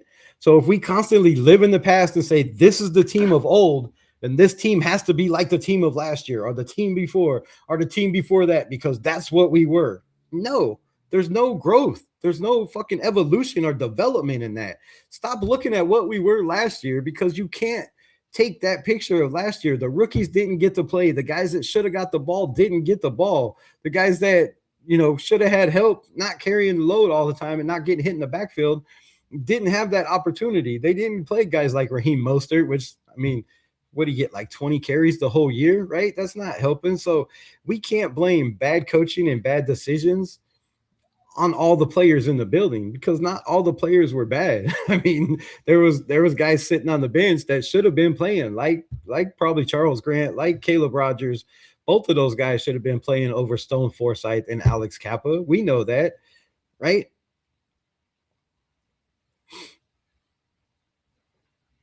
So I'm not looking at it like that. You can look at it however you want to, and that's your opinion. I respect your opinion. But for me, I'm not looking at the past, right? I'm looking at the future. The last year was last year. And I believe Clint Kubiak said that himself, right? He said, we ain't looking at what this team was last year. This last year's team is gone, bro. It's adios. Most of the players are gone. All the coaches are gone, but one. They didn't keep anybody, right? Everybody is gone. It's a I think Luke Steckel they kept, right? Was that the only one? Or did they even keep Steckel? I don't know. But anyways, all our coaches are gone. It's a new day, and if you keep living in the past, bro, you just can't grow as a team. If we keep putting that, whether you believe in God or the universe or whatever, or if you believe that you control your mind, but when you're constantly negative and saying, "Oh, this is where we're going to be," this team is never, ever, ever going to be good, no matter how hard they play. Too much negativity surrounding it. We got to be positive. And remember how happy and excited everyone was for AP, and how did that end? I don't get what your point is. And AP didn't end very well. But you can't sit here and tell me that if he didn't get another chance, this team wouldn't be better than it was that year, right? How did it start? Let's ask that. How did AP end? How did AP start? How did it start? It started with a linebacker coach that had never coached in the NFL, taking a team that was 3-5 to 8-9 and being 1 game, 2 games away from the playoffs. That's how it started. How it ended? They brought in a new general manager. They let go of Chip Kelly, right? There was a bond there between Champ Kelly and AP. There was a bond there. They get a different guy that brings in a different philosophy, that brings in a different quarterback. And they didn't go with the rookie quarterback that went 5-4 as a rookie and had 9 touchdowns to 1 interception in his last game. They didn't go with the rookie that Devontae Adams said, man, once Aiden O'Connell figures out who he is and comes into his own, this kid's going to be good in the NFL, right? They didn't go with that. They decided to go with Gardner Minshew. So again, we're looking at how AP did, but it wasn't all AP. He didn't have all the authority, that didn't have near the authority that Pete Carroll had, right? And he sure as a hell didn't have the authority that I believe Clint Kubiak's going to have, because I don't think Clint Kubiak came here and said, okay, I'll leave Seattle where I just won a Super Bowl, and I'll come here and let Spytech dictate what I'm going to do and how I'm going to run my team. I believe Clint Kubiak has way more authority, way more say over the locker room, way more say over everything about this team than AP ever did. AP he was just a pawn, bro. They gave the nation what they wanted, and they didn't give that man a chance. Now, you have your own beliefs, but I felt like AP, if he would have got his chance, his way with the guys that he wanted, and they would have kept Champ Kelly in, that was bringing in guys like Kayvon Chasen, Jack Jones, bringing in guys that were helping this squad, right? I think it would have been way different. So I don't think AP got a fair shake. Yeah, you could continue to go on. Let's keep going. Quit reminding us, right? Coaching matters so damn much. Fact. Yep, worst O-line coach in Raiders history. 100%. 100%. They were, this hair is tickling my nose. It is killing me. They were 100% the worst coach team in all of football. Kush Deadbolts fan. What? Wish the shit A could A. I don't know what that means. Easy for Jeff. He died. He dies a nightmare in week 1 last season. What? I don't get it. I'm lost. So Seattle is not defending this. Is not the defending Super Bowl team. So we are defending worst team in 2025. still upon proven otherwise. Wait, so Seattle is not the defending Super Bowl team. So we are the defending worst team.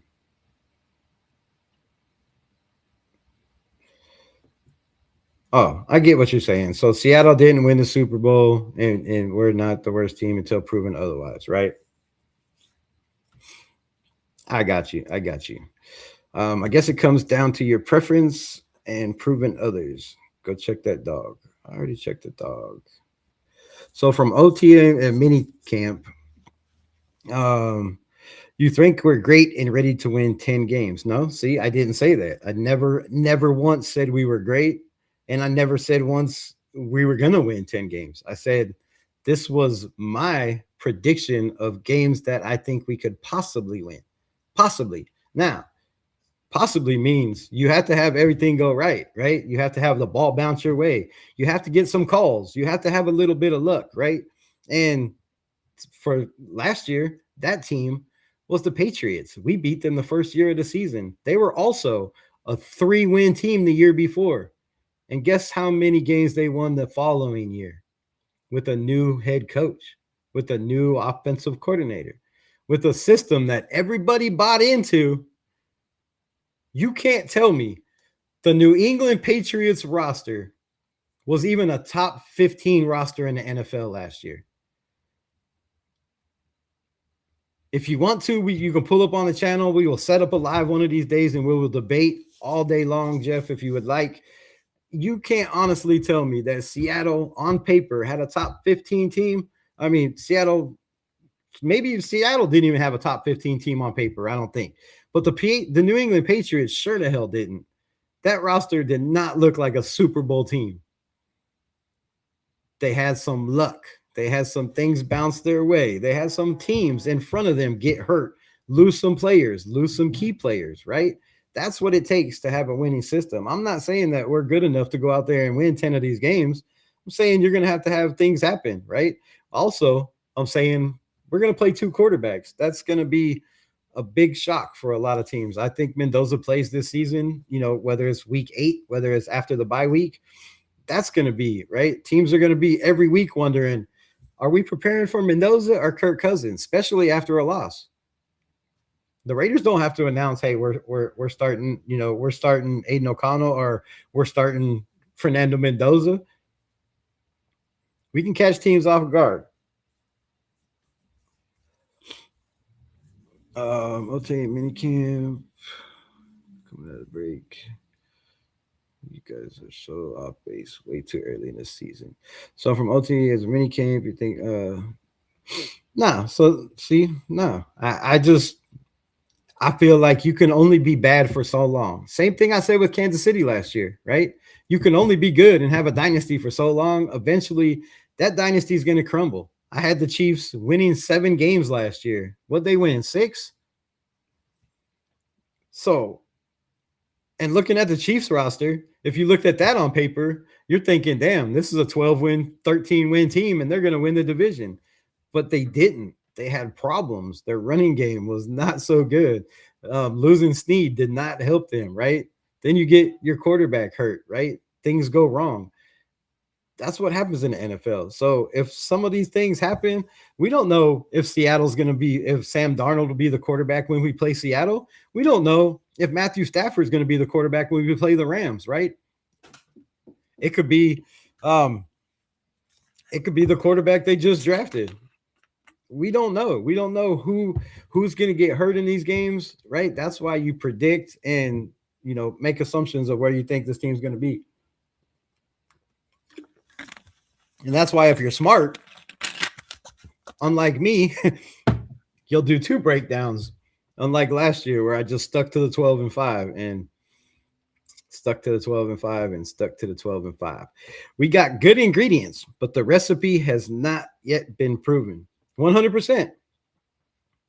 100%. My point exactly. This is it's so hard to understand that for him. I don't get it.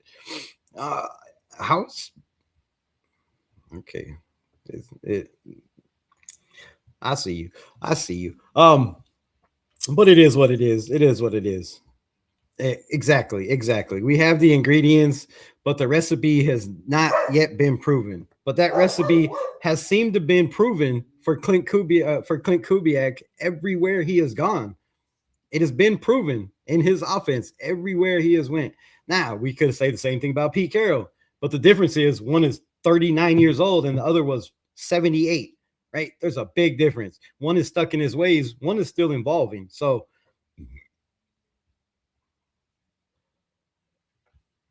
Bucket Jeff is wearing a Mendoza jersey and will love him by the end of the season.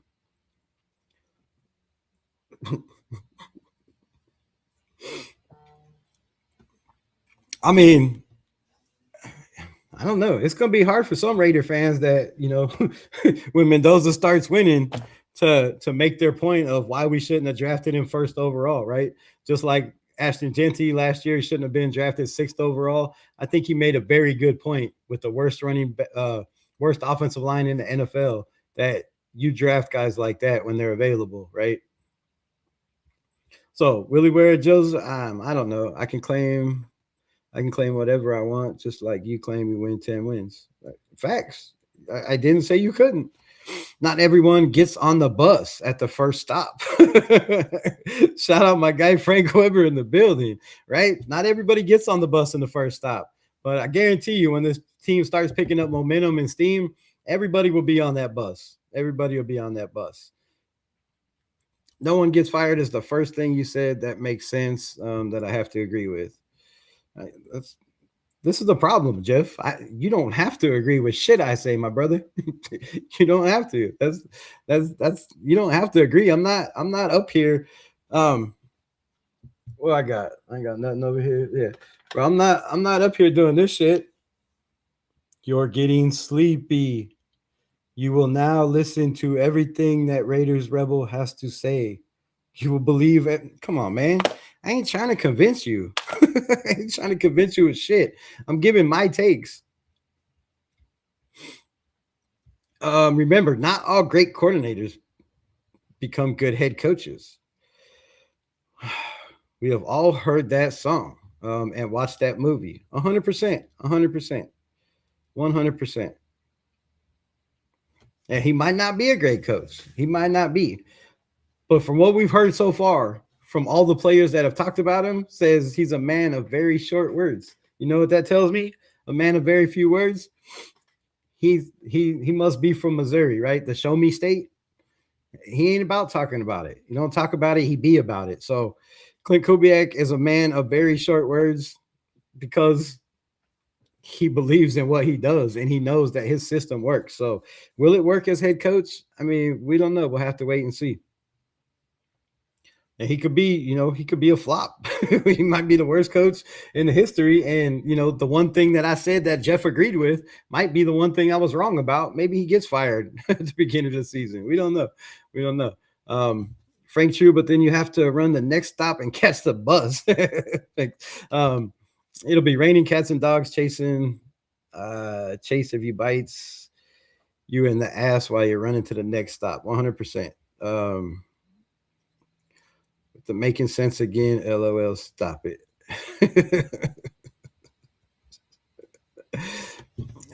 They were great with Olsen, 31-0. Philly. See, here we come with the great again. I love how you just put words in my mouth. I mean, are you just trying to just make me look wrong in everything I say or what? Because I never said we were great with Greg Olsen. I said this team showed a huge improvement with Greg Olsen. Now, yes, we lost 31-0, but they also put in a quarterback that had played his first game as a Raider in Kenny Pickett. So, I mean, come on, bro. Come on. Never crossed the 50-yard line. Yeah, but we got a special running back in Washington 100%. Now everybody's on the Mike Washington thing, right? Now Mike Washington is great. Well, I talked about him all season long. Mike Washington. Now he's great. Most people never even watched Mike Washington play at Arkansas at any of his games until he got drafted here. We'll see. We'll see. I don't know 100%. I know he has some fumble issues. He also has some other issues, but will he have to carry all the load? No. So yeah, it was a great pick. Great pick. There's a reason why the rear view mirror is so small and the front windshield is so big. Focus needs to be more in front of us, not behind us. Thank you, God and family. Exactly. You can focus on the past all the time, but if you sit there and dwell on everything bad you've done in your life and everything bad that's happened in your life, it's going to continue to happen and you're going to have a miserable life, right? People got to adapt and move forward. We got to get over this shit that this team could never win anything because we never won anything in 20 years. Eventually, it all has to come around. So I'm going to keep going back to this Chiefs dynasty. Now, they might be good again next year, this year. We don't know. But I'm going to keep going back to the Chiefs dynasty, right? Nothing lasts forever. All things come to an end. Hell, the Buffalo Bills made it to the Super Bowl 4 times and never even won. And were trash for 20 years after that. So, and now, you know, they're in the playoffs every year again. Everything comes around. It all comes back around. Raiders. OMG, did he really just say undefeated last 5? Yes, I did. Yes, I did. You want me to write that down too? Jeff, you take the bad juju and get out of here with that crap. Come on, this ain't the Waste of Talent show, bro. What are you talking about? Hey, I tipped the plug and he said thank you. Nice. Yeah. Tip the plug for all your Raider info. Not what y'all are thinking. This is the plug for all your Raider info and news. I love they earned the shield, 100% on board with it. Nice. Yeah, that's pretty legit. You shouldn't get a shield on practice squad. You shouldn't get a shield to your first real game unless you wait, is there more? Is there more? I don't know. I missed it. Practice helmets never had shields before, but until the first preseason game. What? They've always had it. Hold up. Now you got me wondering. They've always had shields on their practice helmets. What do you mean? Let's go 2020. I don't know.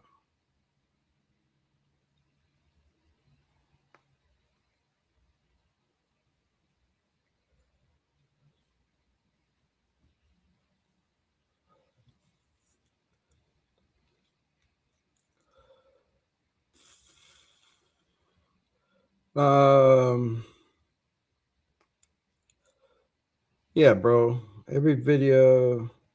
I guess they don't. When the pads come on, they don't have the shield. You're right, because they have the styrofoam thing on their head, right? They have the condom on. So you're right at that point. The condom doesn't have a shield, which kind of negates the fact that why are we competing to have our shield on our helmet? Because during practice, everybody wears those practice helmets. So practice helmets never had a shield before until the first I read that completely wrong. If you don't remember the past, you're doomed to repeat it. No, you can remember the past, but you don't have to live in it. You don't have to live in it and constantly bring it up and be like, oh, we can't evolve because of our past, man. That's as human beings, we should all evolve. I just don't remember I've got that. You don't want to look at the past, but it's right there staring at all of us right in the face. No, not really. You just convince your self-conscious mind to move on from those bad days and bad decisions. Shout out for the $2 holla. Raiders, appreciate you in the building. It will be easier to not look once we get moving, right? I feel that. My guy just says, Josh McDumbass, great OC. And how was he as our head coach? You just said keep going the past hype only led to us being miserable fans. So just putting yourself in that predicament. No, actually, if you know, I'm not setting myself up for nothing. El Pistapo, what's good? What's good? Rebel, you backpedaling now? What? Wait, hold on. What am I backpedaling on? Now, so it's possibly winning, and the ball bounces the right way. A while ago, you said it like it was going to be written in stone, and now it's going to be with all the new talent. Wait, what? I never said anything was written in stone. I said, let's go over the record. If you were here in the beginning, record predictions and my take on what I believe games we can win and lose. And for every game, you have to have something go your way, right? Nobody just goes in there and dominates. You have to have an interception, right? A turnover, a fumble, some sacks for a loss. Something has to happen. You don't just go in and go three and out and dominate teams, right? It doesn't work like that. And I'm not backpedaling with all this new talent, mad new talent. Raiders.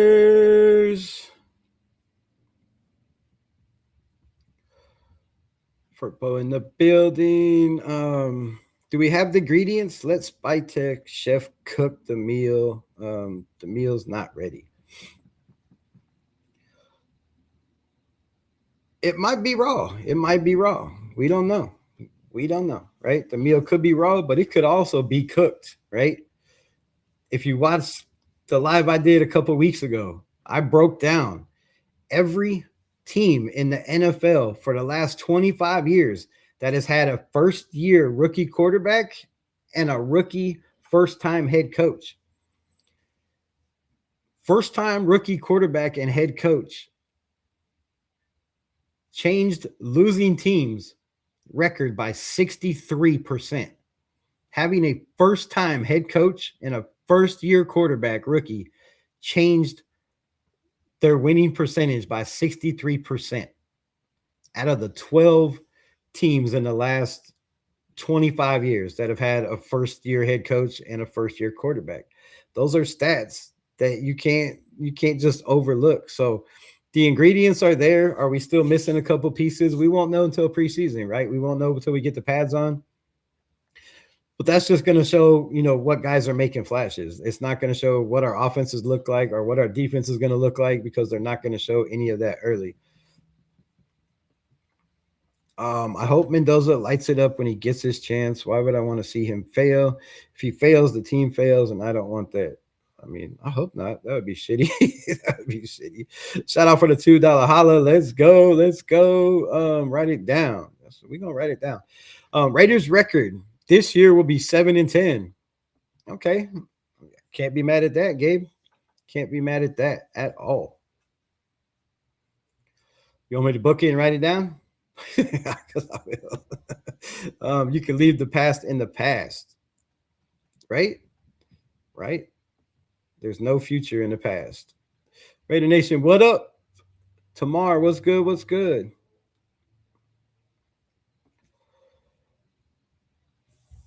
You're an Eagles fan? Shout out to you. Nice. What it do? Rebel, salute to the chat. Raider Knight in the building. What's good, my brother? Also kind of the Vikings because Justin Jefferson. Oh, so you're not a diehard of any team. You just got a bunch of teams, right? That's all good. That's all good. We could do it like that. I was at that shit ass game in Philly last year. LOL. Cold as hell. I bet. Like it before you light it. Nice. I like that. We will be fine. I'm not worried. 100%. 100%. 9-8. Yeah, I said it. So I got us at 10-7. You got us at 9-8. Super chat. I owe you.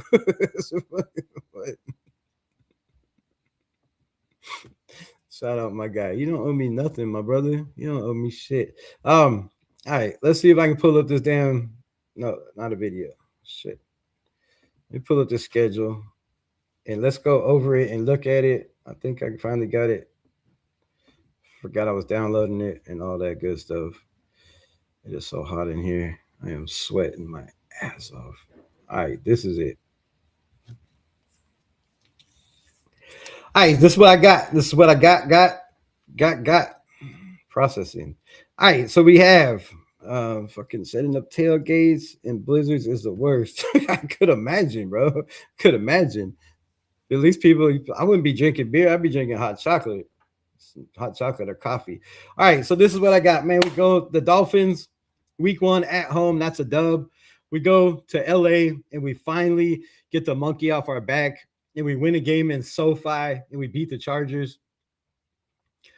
Then I say we beat the Saints, but I don't know. I had to mix match it. I think we stumble the Saints. Then we have Kansas City. Then we have the Super Bowl defending champions.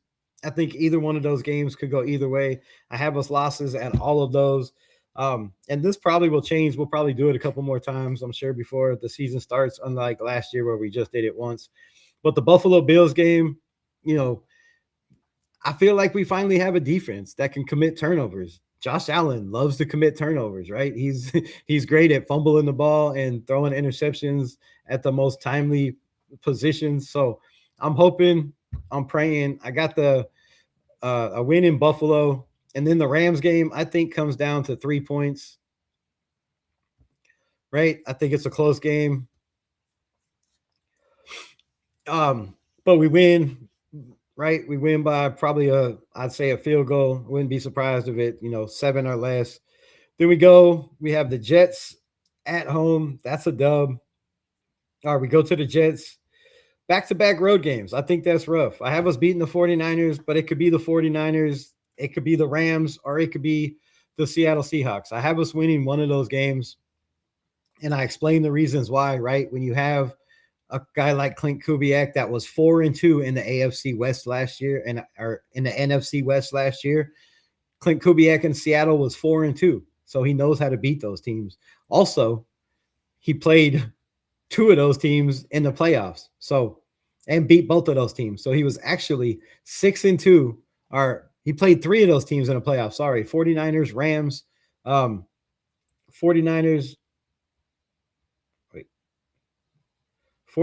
and Rams. So he played 6-2 in that division. I think that gives us a big leg up. So it could be the 49ers game we win. I wouldn't be surprised. Coming back to the Bay, it's going to be crazy. It's going to be loud. It's going to be a lot of Raider fans, and I give us a dub there. Seattle game, I think could go either way. I have us winning that game, but I don't think we win 10 more games, so I had to mix them around. I think that's a loss. Broncos game, I believe, is a loss at the Broncos. Then we have the Browns at the Browns. I believe we go to the Browns. We get one there. Then we have a bye week.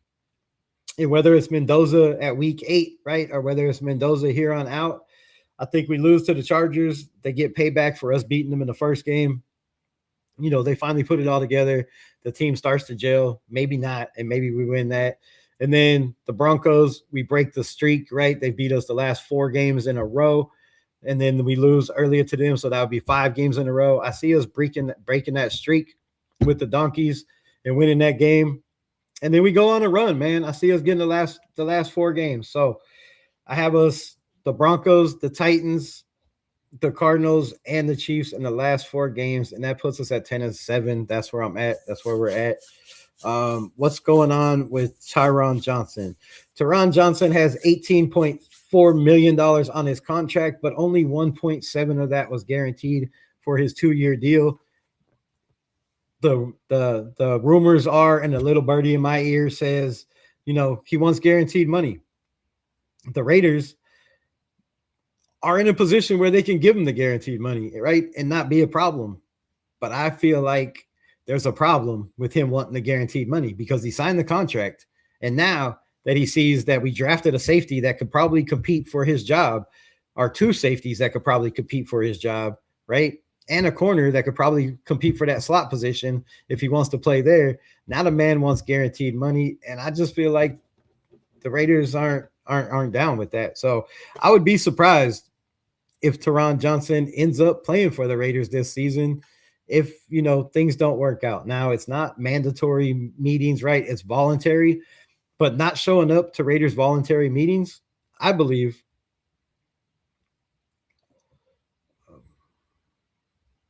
Just want to hide this.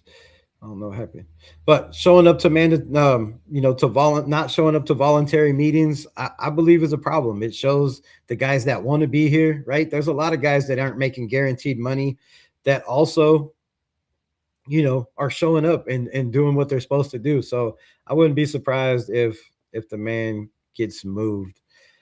He didn't ask to get traded. Just pay Tyron. He was a top 5 safety last year. Was he a top 5 safety? If he was a top 5 safety with the injuries he had and the games he missed, then yeah, you should probably pay him.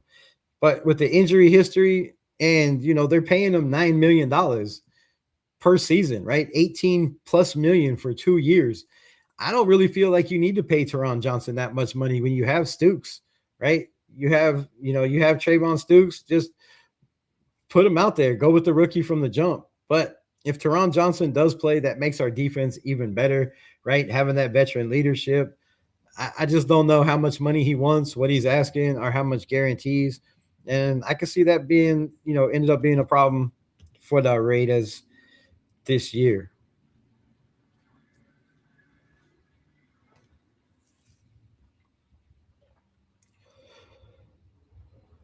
And you're right, man. They did, he didn't ask to be traded. The Buffalo Bills traded him. Maybe he doesn't want to be on this team. And, maybe he's looking at this team on paper like a lot of us are or some of us are, and thinking, damn, this team has a chance to be really, really, really good.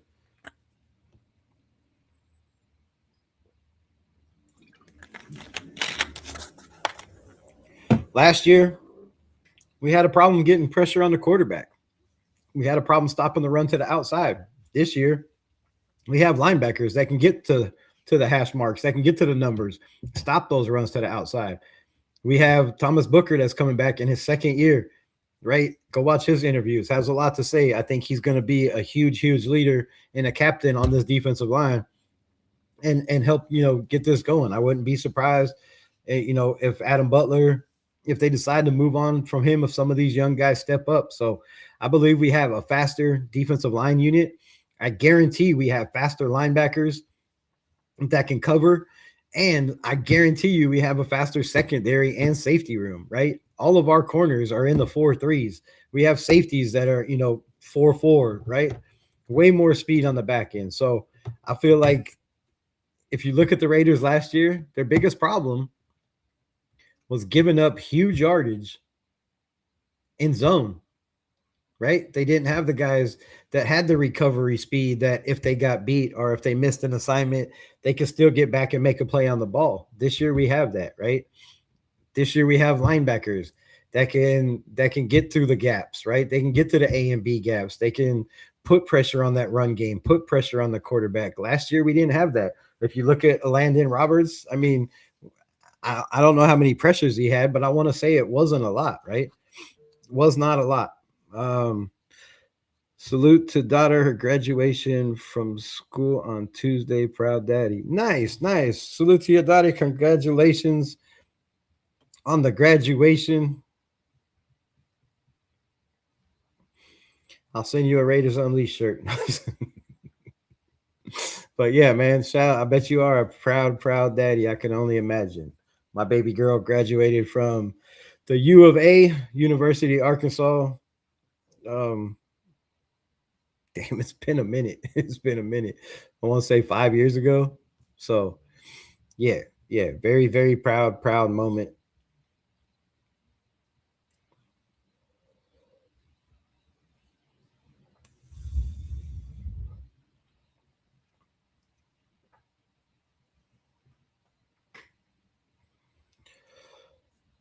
And yeah, I mean, that's the NFL. It stands for not for long, right? You don't have to ask to be traded, but if you can't stay healthy, if you can't stay healthy, shout out for the $2 hollow faded. I appreciate you.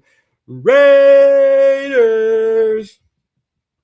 But yeah, man, if you can't stay healthy, then availability is the best ability. And they also, were trying to work their cap salary out, so they had to move on from some players. But if Teron Johnson doesn't want to be here, I mean, just dip. just say you don't want to be here, bro. I think we'll be fine. I think we'll be just fine. So, what games are y'all going to? Let me know. Does anybody have tickets yet? Do they have any games lined up? Have they booked any hotels? Right? Have you booked travel arrangements? Where are you going? Like I said, I'm working on that as soon as I get off here.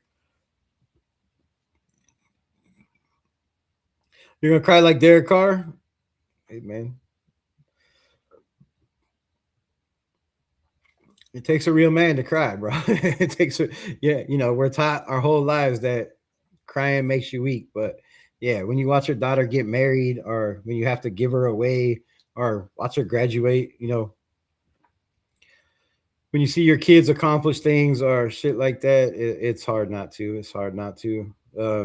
Shit, I think I even might have had a tear when they drafted Mendoza. I'm not gonna lie. It's been 40 damn years, it seems like. Teron Johnson is actually considered a slot corner and has been number one for the last 3 years.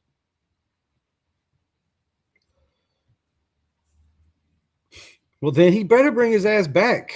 I mean, $9 million, bro. See, that's another thing. Another thing people are sleeping on. I knew he was a top safety, but I didn't know he was the best slot corner for the last 3 years. I'm gonna have to look that up. But he was definitely, if he was considered the best slot corner the last 3 years in the NFL, I mean, you got to pay the man. You got to pay the man. Not gonna lie, I cried when my daughter graduated back in 2011. LOE.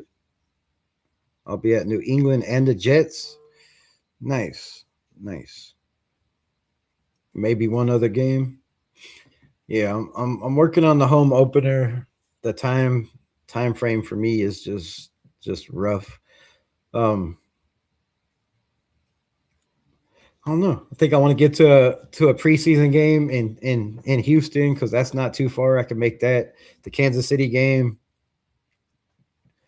We'll see, though. We'll see. I'm trying to go, but I can't get off work so far. Yeah, work, man. What do you mean you can't get off work, bro? It's like 8 months in advance. You tell them, hey, I got this planned and I need this day off. Like, hell no. You've been at your job long enough. You could tell them you need a day off. As long as you book it 2 weeks in advance, they can't tell you no. OMG, her wedding. I was Big Daddy walking her down the aisle, right? Yeah, if those days don't make you cry, then nothing will. You just hard as hell. And your heart has been hardened.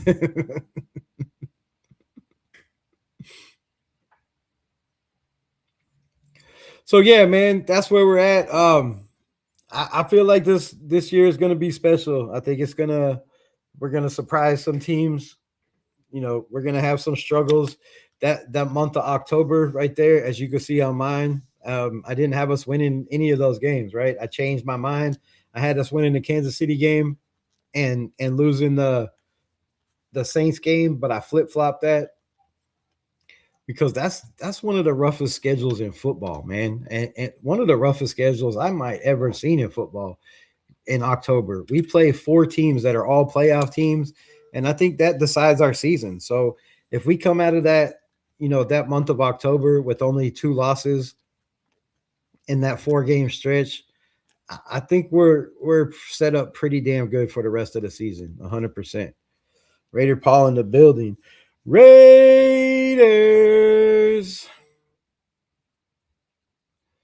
Good time to be optimistic, right? You're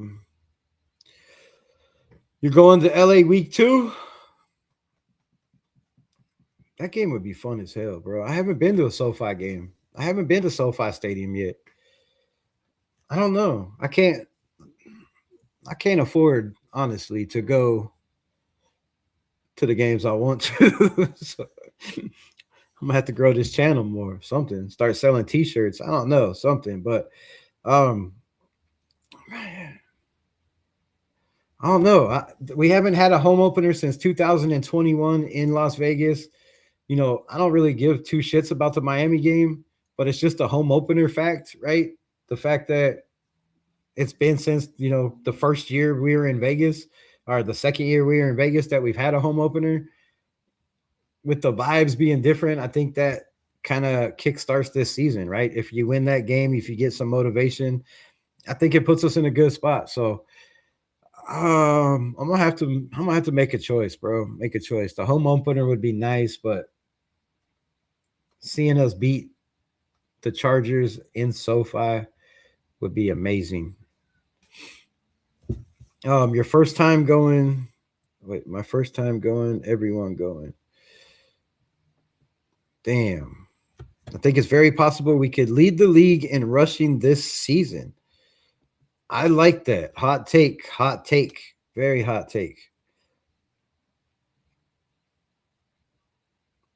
How do you say your name? Is it Tamar?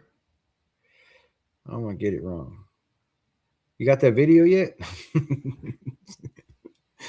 All right, that song, making songs. Man, I know everybody's going. Everybody's also right now in Bakersfield, and I wanted to go to that. And I told people last year, if you plan the damn Bakerfield shit, I need to know like 3 months in advance. But I found out a month ago, and it wasn't enough time for me to be able to make it. So I'm very, very upset right now that everybody's having a blast in Bakerfield, meeting Trey Tucker, right? I think Trey Tucker's was gonna be there. So shout out to everybody that is there, that got to go there. I said this last year, but I'm gonna say it. I need to be there next year. I have to make that trip. I have not made the trip to Bakersfield. Leading the league in rushing would be amazing, man. Absolutely amazing. I've been on here 2.5 hours. Oh my God, bro. No wonder my eyes are sweating and watering. But yeah, man, that's the record prediction. That's what I got. Just going off of, like I said, I think we have an advantage in the NFC West. Our coaches played them 6 times last year. If we come out with 2 of those wins, if we come out with 3 wins in the division, that's 5 wins right there. And then you add the only wins that Jeff said we're going to get: the Jets, the Cardinals, the Titans, right? The Saints. I mean, shit, that could be 9 right there, right? So the ball has to go our way. It has to bounce. Lady Luck has to be on our side. I mean, just look at what the Tuck rule game, just look what that did for Tom Brady and the New England Patriots. It shot them from a team that was maybe a wild card team to a team that had one call go their way, ended up making the playoffs, winning the Super Bowl that year, and went on a crazy ass dynasty run. Why can't the Raiders be that team? Why can't we have one play this season that goes our way and we win a game that we shouldn't win and it turns the season around? Why not us? Why not? So that's what I got. That's what I'm going with. I wouldn't be surprised if, we're a 6 or 7 win team. I think our floor is 6 wins. If we don't win at least 6 games this season with Kirk Cousins, with Aiden O'Connell, with Fernando Mendoza, I'm going to be pissed.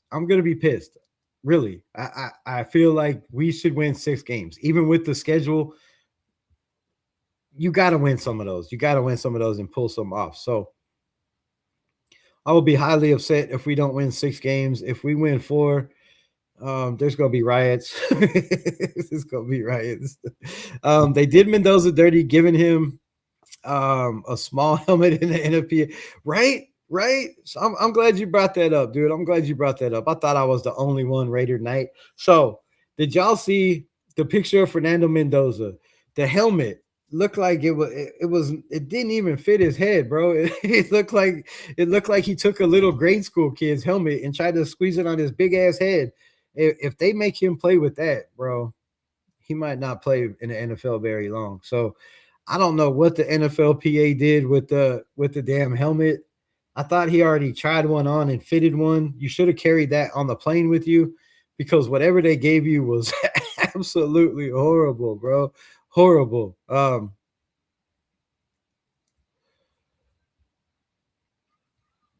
Going to the graduation Thursday, and I'll be in the hospital on Wednesday. Oh, fuck, man. I hate to hear that, bro. You'll be good, my brother. You'll be good. You'll be good, my brother. Prayers, if y'all could send out prayers to my guy Lawrence, the OG Raider. Obviously going through some things. Let's get a prayer chain going for my brother, right? Hope all works out well, man. That's shitty shit. You got to go to the graduation on Tuesday, and then you'll be in the hospital on Wednesday. Man, that's shitty, my brother. That's shitty. I hate that for you. I hate that for you.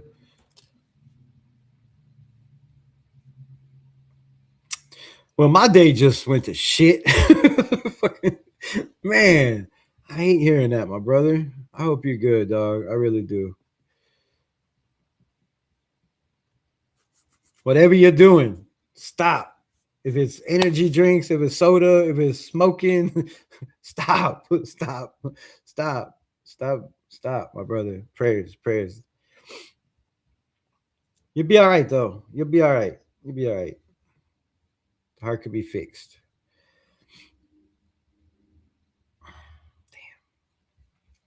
But yeah, man. So that's what we got. I'm gonna get off here, and we're gonna do these hit it or quit it. So, this is a new segment we're gonna be doing every show.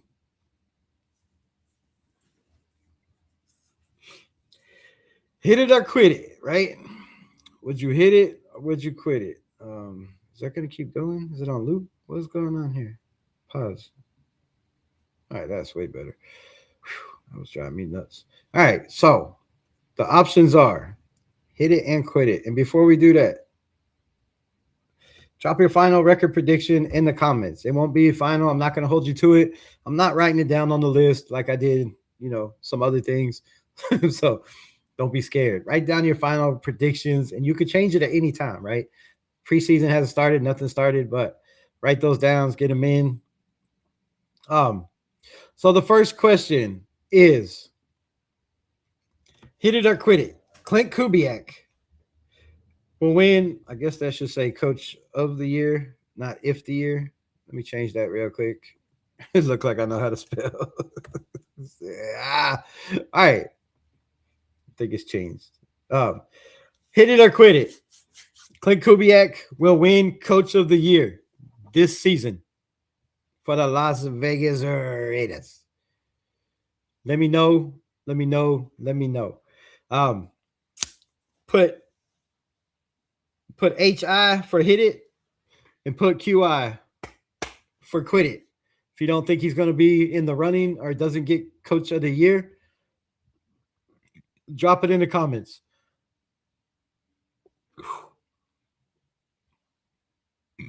All right, I could delete that one because I already used it. And the next one is hit it or quit it, right? Puff or pass, whatever you want to call it.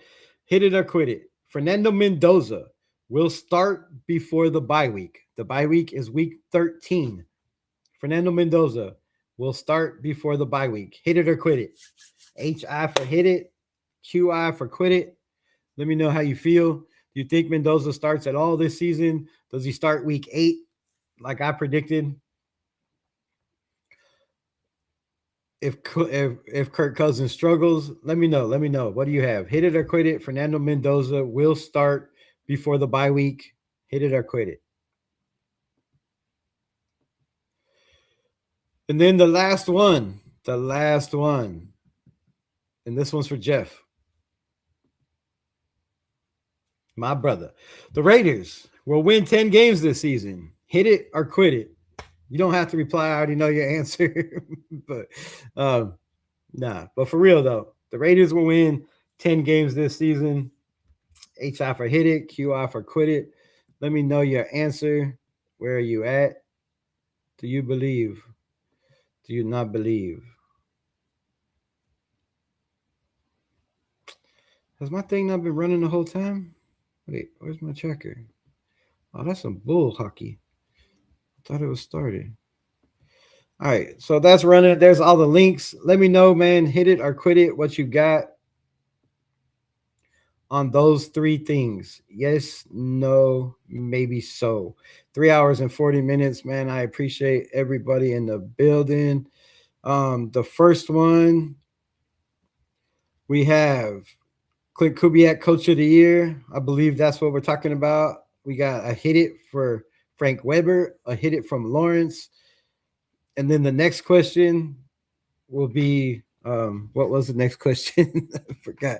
Will Mendoza start before the bye? Frank Weber says no, quit it. Faded Raider says yes, hit it. Raider Paul says starting week 1 with a hot take. Okay. Tamar says hit it. I probably should have done these separately because I don't know which ones are which. Oh, so that's for the last one, right? Hit it. Frank Weber says quit it. Amar says hit it. And my guy Raider Knight says Cousins will show up and play lights out. No Mendoza unless Cousins gets injured. Are we so far in points where he sits and starts? That last part got me confused. Are we Cousin gets injured? Are we so far in points he sits and starts? Yeah. Depends on how many games Mendoza starts. So I had him possibly starting. I'm pretty much guaranteed, unless we're a 9-win team or an 8-win team, he plays after the bye, right? I just don't see a scenario where Mendoza sits this whole year, unless that scenario is us being 3 games ahead of 500, right? We might come out and win those first 3 games, or we might come out and win the first 4 games. You never know. You never know how the season's going to start. So, you could come out hot, and if we come out winning like that with Kirk Cousins, there could be a scenario where he plays the entire season. I just don't see that being the case. I think Fernando Mendoza gets in a game. I just don't know where. But if I had to guess, I think Kirk Cousins starts off, pretty decent. But that October month, I think just is too much for Kirk Cousins to handle and the Las Vegas Raiders. And I think like I said, by the end of October, November, that Jets game would be a perfect time to start Mendoza. That's what I got. Appreciate everybody pulling up in the building. I love every one of y'all. Appreciate y'all being here. Have a great day. Stay blessed. And we are going to rock this video on the way out. This is the new intro video. Appreciate y'all. Much love as always. Peace. Raiders.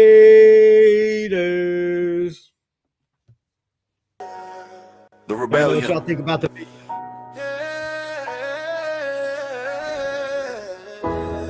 Raiders Unleashed on the screen. Hit that subscribe.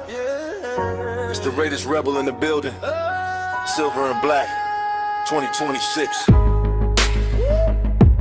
Yeah. Welcome to the desert. You know what time it is. Let's go! Left the bay for the lights, now we lighting up the strip. Collision in the desert, yeah, we built a mothership. No more dirt on the diamond, no more Coliseum rain. Just a blacked out dome where we deal out the pain. We're the villains of the league, always been the outcast. Built on Al Davis Ghost and we're built to outlast. The torch is still burning, it's a lifestyle, a creed. In the city of sin, we're the only ones you need. Silver and black is back, check the throne. The Raiders got a new home in the dome. The nation is rising, we're coming for everyone. Forget the other 31, we're the only ones. Yeah, we're unleashed. Rebel with the vision, Raider nation worldwide. Making that precision, one mission, one pride. Until the game is won, fuck the other 31. We're second to none. Check the box office, yeah, the leadership is changing. Tom Brady in the office, things are rearranging. The GOAT is a minority owner, that's a fact. Bringing that winning DNA, no turning back. From the field to the booth, now he's part of the shield. Watching from the suite while we're dominant on the field. The rebels on the mic, Raiders Unleashed on the tube. Giving you the raw truth, we don't move like a rube. I'm a rebel with a cause, and the cause is the win. Blacking out the sun, let the nightmare begin. Chiefs, boats, and the ponies, they can all catch a fade. They're just stepping stones for the history we made. From the pirate on the helmet to the patch on the eye. We're the heartbeat of Vegas under that desert sky. Turn the volume up high, let the channel go live. In the Raider Nation, only the strongest survive. Silver and black is back, check the throne. The Raiders got a new home in the dome. The nation is rising, we're coming for everyone. Forget the other 31, we're the only ones. Yeah, we're unleashed, rebel with the vision. Raider Nation worldwide, making that precision. One mission, one pride, until the game is won. Fuck the other 31, we're second to none. RAIDERS chant, they thought we'd go soft in the desert, they can't. We brought the autumn wind to the 702, the rebel and unleashed, coming straight for you. Raiders Unleashed, you know where to find us. RaidersRebel, keeping it 100. Vegas is ours, the dome is ours, the shield is forever. Raiders Unleashed on the screen. Hit that subscribe. It's the RaidersRebel in the building. Silver and black.